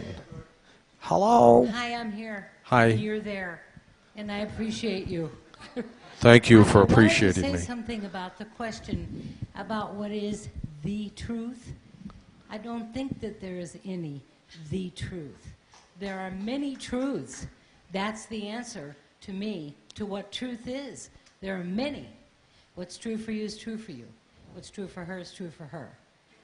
That's it. Thank you. Wherever you are. Or to your left, George. Okay, Tommy. Way in the corner. By the way, special thanks to Tom Danheiser, who goes on a lot of these events with me, is my line producer. That means he's there when I'm on the air. We've got producers on during the daytime. But would you give Tommy a little round of applause, please? Thank you, Tom.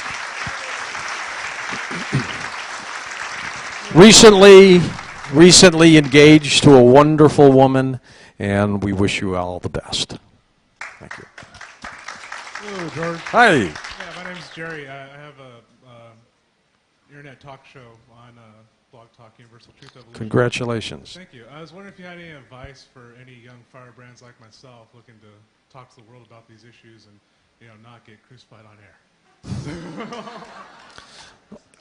One, email me so we can exchange numbers later or do whatever you want, because it's going to be much longer than what I'm going to tell you tonight. But, when I started in this business, I was 19 years old. My father wanted me to be a dentist. I was going to the University of Detroit. I took 2 years of pre-dent. Of course, I always wanted to get into broadcasting, but he was paying the way. He's from the old country, and he insisted. I worked full-time selling shoes while I was going through college, and then ended up working in broadcasting at the same time. But Dad wanted me to be a dentist, and I did that for 2 years, pre-dental school at the University of Detroit, and then I decided to switch majors and go into broadcasting, something I loved. And I came home one day, and he had the report card, and he said, "George, something's really weird here. I don't see anything here that relates to science and physics and math and biology. I don't see anything from your report card. We got the wrong report card." I said, "What do you mean, Dad?" He said, "Well, this other guy is acing all these broadcasting courses and speech and this. I'm going to call the school tomorrow." I said, "Dad, I switched my major." He wouldn't talk to me for 2 months. 2 months. Not even hello. One day, I got a part-time job at WXYZ Television in Detroit as a production assistant, which means I made coffee. And I did things like that. But they would put me up on the credits at the end of all their newscasts. My little name would come up. And he was watching the news one day, and he saw my name fly by. And I came home one day, and he talked to me for the first time in 2 months. And he said, "I just saw your name on television." And I said, "Yeah, that's me." I'm 19 years old at the time. And after that, he loved it from then on. The advice I would give you is no matter what you do, you give 120% of all the time. All the time. It's not easy. Be prepared to move. I've been in Detroit, Minneapolis, St. Louis, Los Angeles, and you have to sacrifice a lot of things. I've had 2 divorces to 2 wonderful women that are dear friends of mine, but it's very difficult if you work nights and they're up during the daytime. It's like 2 ships crossing in the sea, and it's just very, very difficult. So there are a lot of sacrifices you have to make in order to do that. But give 120% every day. If you short yourself, even one day, you're cheating yourself. That's the simple advice. Yes? Where are you, Tom? Oh, Tom, and then come up here right after that, okay? Hello. Hi. I'm Eric. I see you. I have a question about black holes. Okay. I want to know that if we all came from a different time and place through a black hole. Now, Seem, you want to help me on that one? Come on up here. Answer this. I ain't answering questions about black holes. I don't know. Why do I always get those questions? Okay. It's a good one. It's a good one. Okay, let's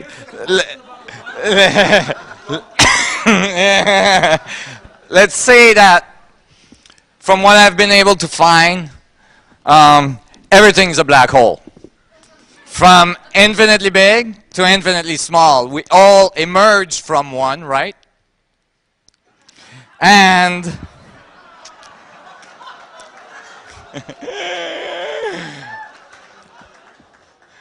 and we'll most likely all return to one. That's when we hit the delay button on old Coast to Coast.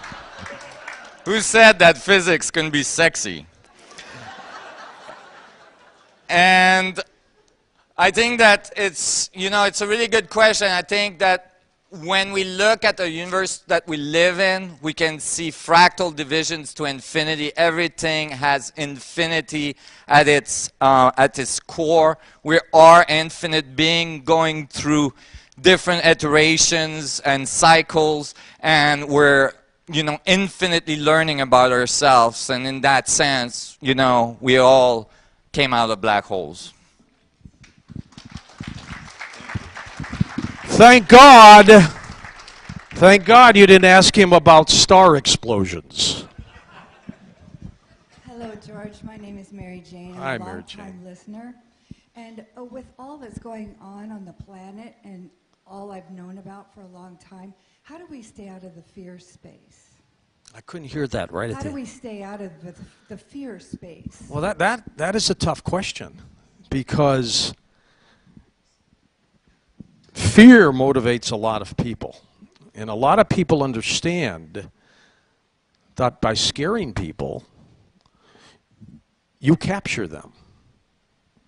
Whether it's end times, what we always try to do on our program, even though some of them are doom and gloom, I'll admit that, is to try to give people hope.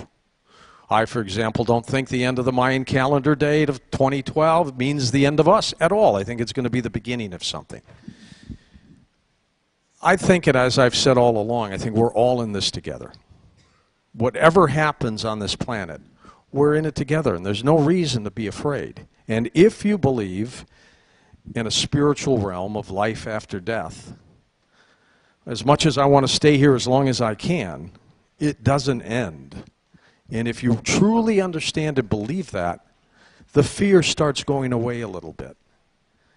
It's not as bad. I've got some friends who've been in Iraq. I can't feel. When I was in the Navy, I didn't see any combat. It was just a little public relations Navy guy. But these folks face real fear every day, and they've learned how to live with it. And I think once you get to that certain point within yourself, and no one can teach you this, life will be a little better for you in terms of comfort. Okay. Hi, George. My Hi. name is Ed Kravitz. I'm a first-timer here. I've been following this for about a year. A lot of people here know a lot more about this than I do, but I'm interested, and I think we're all here for the same reason, that we want to know more. We want to know the truth. There's really good work being done by Project Camelot and yourself and others, but with all this new information on the internet, there's also a lot of disinformation on the internet. And one of the main reasons why I came here was because I want to get a little closer to the source of this information so I can discern what really is truthful and what is misinformation. I don't know whether to buy earthquake supplies for the crash with Ellen in, or, oh, it melted, it's no big deal. I don't want to be goofy like the Hill Bop guys, and put my tennis shoes on and wait for it, Or being like Heaven's Gate. Yes. But the point I'm trying to make is, we're all interested in finding out the truth. How do we discern what is truth and what is not based on what's on the internet? Because there's equally as much disinformation on the internet. Anybody can put something on YouTube. Absolutely. And go, oh, Ellen's a blah, blah, blah. Look, we get people submitting things to us that they have clearly photoshopped or produced, and you just have to be aware of things and look at who's doing it. Always ask yourself who benefits when something happens, and look at the source and look at how credible they are. Someone like Richard Hoagland, he's got some far-out theories, I'll admit that. But he does a lot of investigative work when he comes up with them. He knows what he's talking about, and he believes in the ones that he talks about. I'm convinced that there was a structure on Mars, and there's cities there because of Richard Hoagland. Had somebody else posted it on the internet without investigating and having that kind of credibility, it might have been a little more difficult to believe. Next. Yes. Hi, my name's Sharon Marie Fisher. I'm a first-timer, and I just want to say thank you for waking me up. Yes!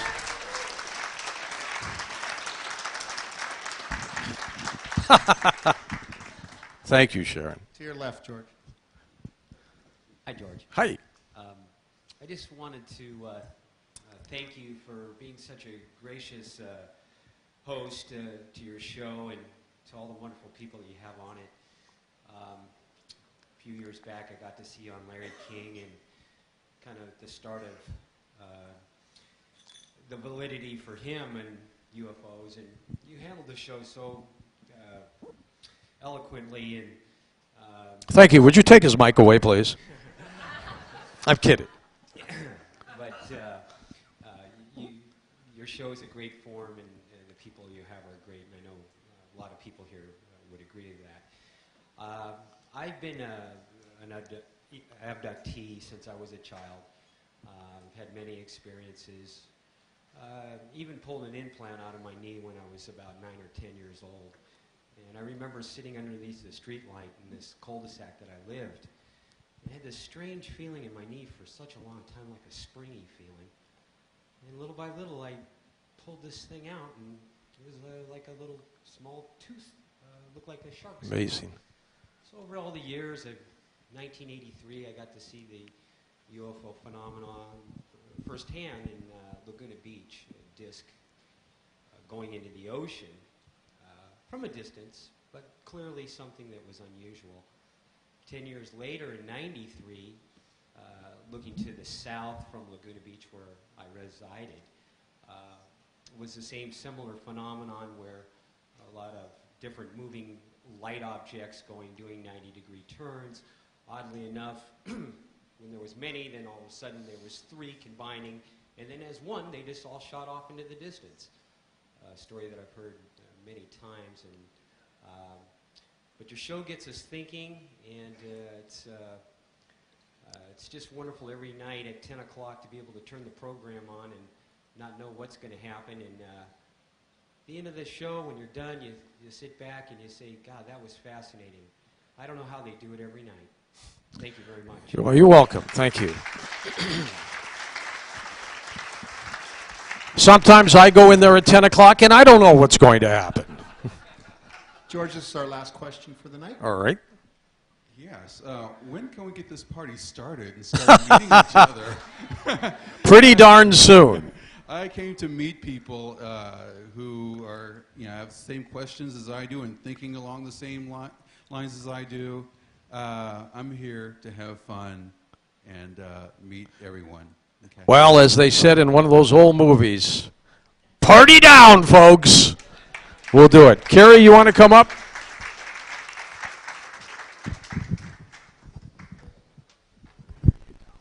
Thank you. Thank you very much, George Noory. Lovely to meet you. Thank you. Thank you very much. Great to have you here. Thank you very much for coming down. Thank you, Tom Downheiser, for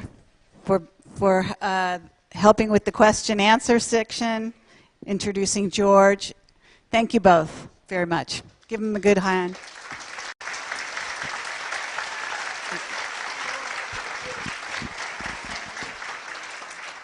Okay, George is not leaving. He's going to be out on the patio signing books. And we're going to also have David Wilcox signing his new book. Let's see, the Source Field Investigations, right?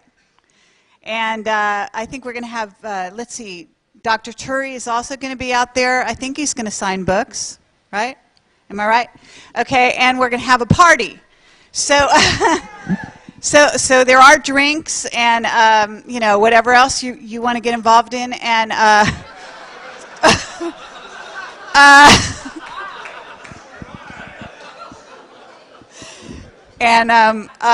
let's see, we have a band tonight. It's called Perplexa, and so we didn't want to rush George Noory off the stage, except we all like to hear some great music. So Perplexa will be setting up, and you know, get yourself a drink, and please don't leave, and hang out, network, talk to the speakers, and we'll see you tomorrow morning.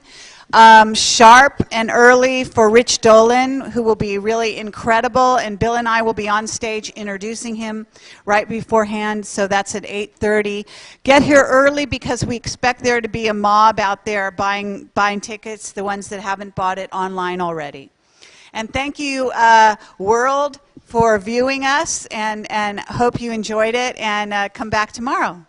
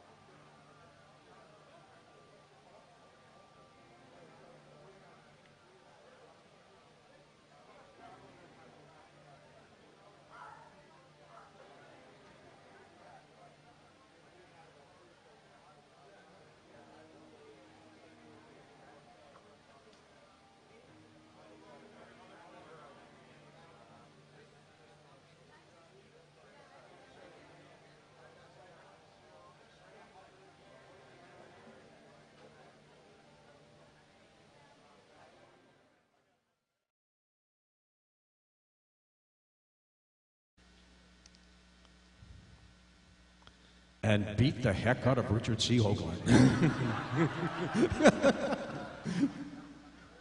It will be the greatest YouTube video we've ever seen. The face on Mars guy all over the place. I want you to yell out at a count of 3, I'm as mad as hell and I'm not going to take it anymore. 1, 2, 3. Do it again. One more time. Feel better?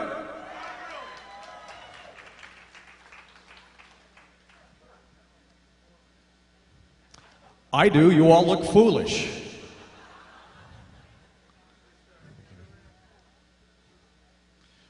When I was a boy, at the ripe old age of 11 years old, I woke up, I had a fever, one of the rare days I didn't go to school. The problem is, when I woke up, I was on the ceiling looking down at my 11-year-old body, which is not too much smaller than my 60-year-old body. And I said, what the heck is going on? What is that? I didn't know.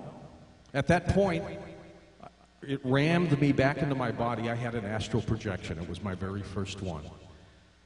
We didn't have computers in those days. I had no idea what to do. I went to the library and I stumbled around and I found some books on astral projection that were written back in the 1920s and 30s and 40s by people like Hayward Carrington and Sylvan Muldoon.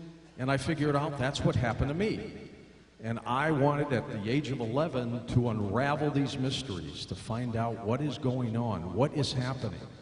And then a few years later, my mother, who was into all this, brings home a book by Walter Sullivan, who at the time was the science writer for the New York Times. And it was called We Are Not Alone.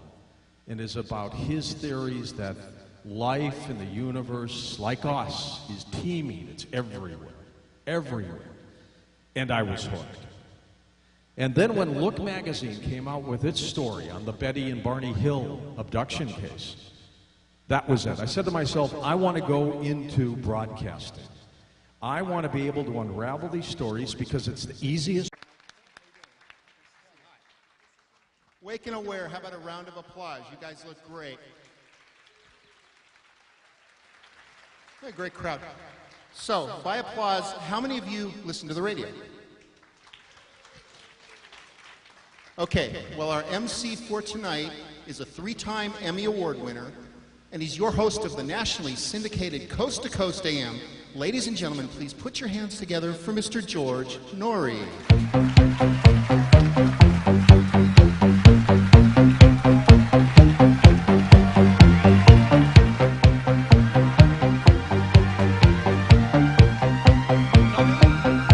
Woo! Hello! What a crowd!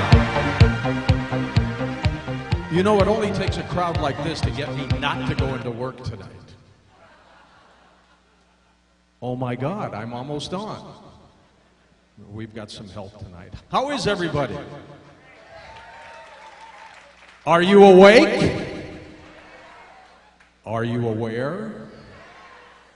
Good. David, Richard Hoagland, Robin, hello all of you. I'm going to bring you all up in a moment.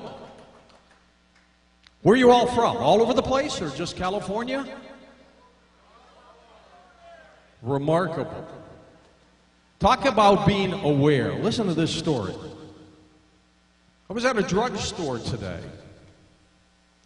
and a lady came up to talk to the pharmacist, and she said, hello. And he said, hi, how are you?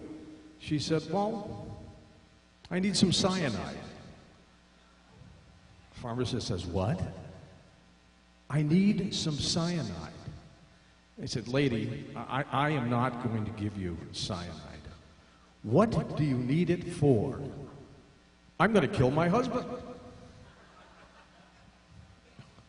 You're going to kill your husband? Yep, that's right. Look, if I gave you cyanide and you killed your husband, I go to jail too. It's not going to happen. She said, well, okay. She reaches into her purse and pulls out a picture and hands it to the pharmacist and said, "Look at this." And he does, and it's a picture of her husband in bed with the pharmacist's wife. The pharmacist said, "Why didn't you tell me you had a prescription?"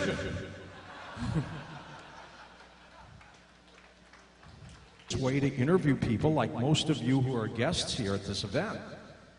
I mean, if I was working as a clerk somewhere, I couldn't pick up the phone and call Richard Hoagland and say, I want to interview you, I want to do this.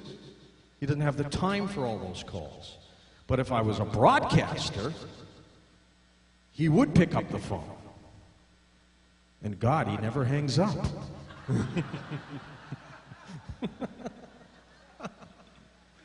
By the way, did the satellite come in? They said it's slowing down. How could it slow down?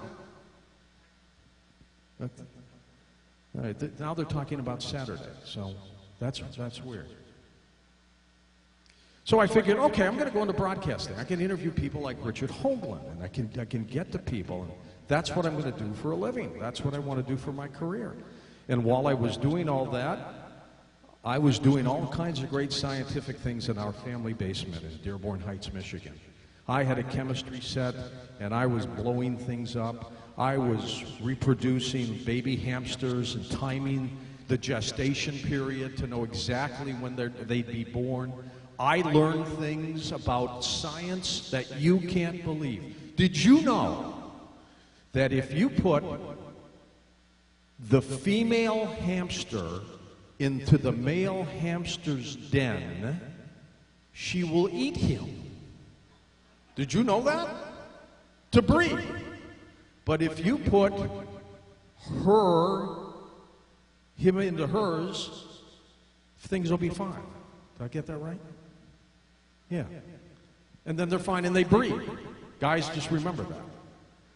Don't go to their place, bring them to yours. And then my science kits, I would do experiments. I'd, do these little mountains that would flame up and stuff, and my dad would come running down and yelling. And one day I had a successful breeding with these hamsters, and we had like 8 little tiny hamsters. They're about an inch big. And I had built a cage for all of them. Unfortunately, I used chicken wire, which was 2 inches. And one day, my father, who would go downstairs and shave in the other little bathroom we had, I heard him screaming, "George, get down here!" Because stuck on the bottom of his foot was a baby hamster. That's a true story.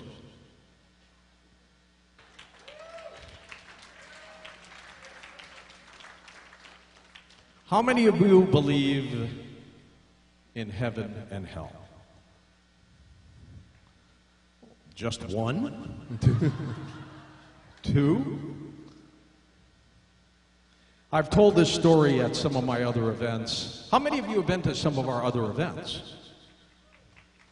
Good, I can tell this story again. 3 guys died, and they went up to heaven. And St. Peter's at the gate, and he says, "I'm sorry, we're booked. Nobody's getting in today unless your deaths were very strange and unusual." And they looked at each other and said, "Well, we want to get into heaven."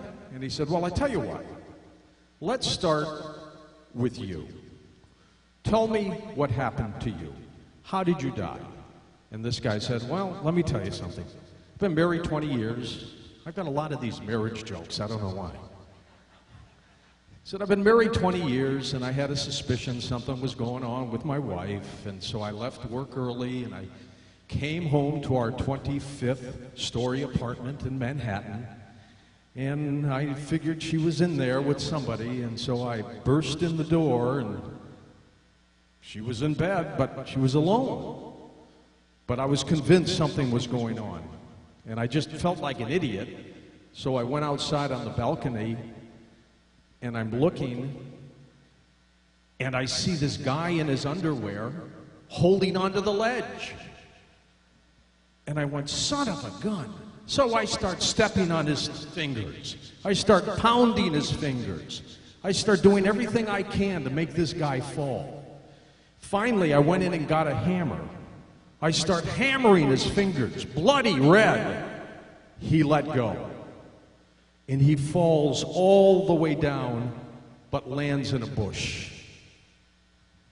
25 stories, lands in a bush. He's not dead. I go into the kitchen and grab our refrigerator and roll it out onto the balcony and push it over, and it lands on him and kills him. I died of a heart attack. St. Peter said, God, come on in. Goes to the next guy and goes, what happened to you? And he said, well, I was working out on the balcony of my 26th floor apartment. And this huge wind came by and blew me over. Thank God I caught the ledge of the 25th floor balcony. I'm holding on, screaming for help, and some guy comes out. I'm saved. Then he starts stepping on my fingers, pounding my fingers. I'm looking up at him going, what are you doing? Then he goes and he gets a hammer, and he smashes my fingers. I couldn't hold on anymore. And I fall these 25 stories. But my God, I landed in a bush. I was alive. I'm on my back going, I'm alive. Thank you, God. And just then I get hit by a refrigerator. And I'm dead. St. Peter said, my God, come on in. And he looks at the third guy and he goes, what happened to you? And he said, I have no idea. I was hiding in a refrigerator.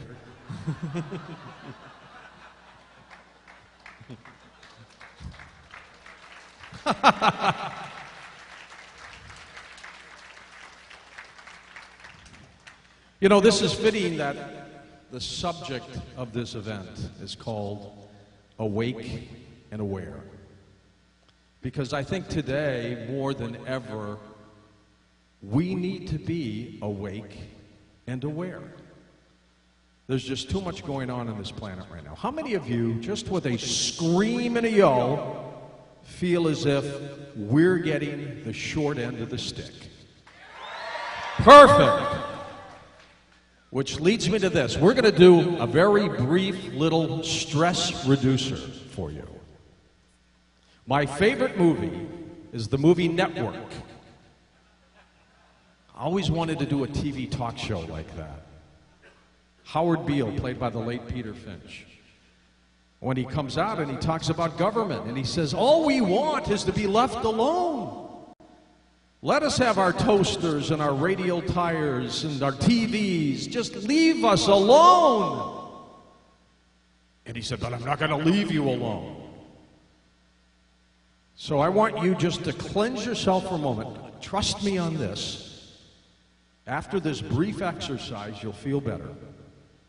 All these pent-up frustrations, they'll be gone. I want you all to stand up for a moment if you can. Those of you who can.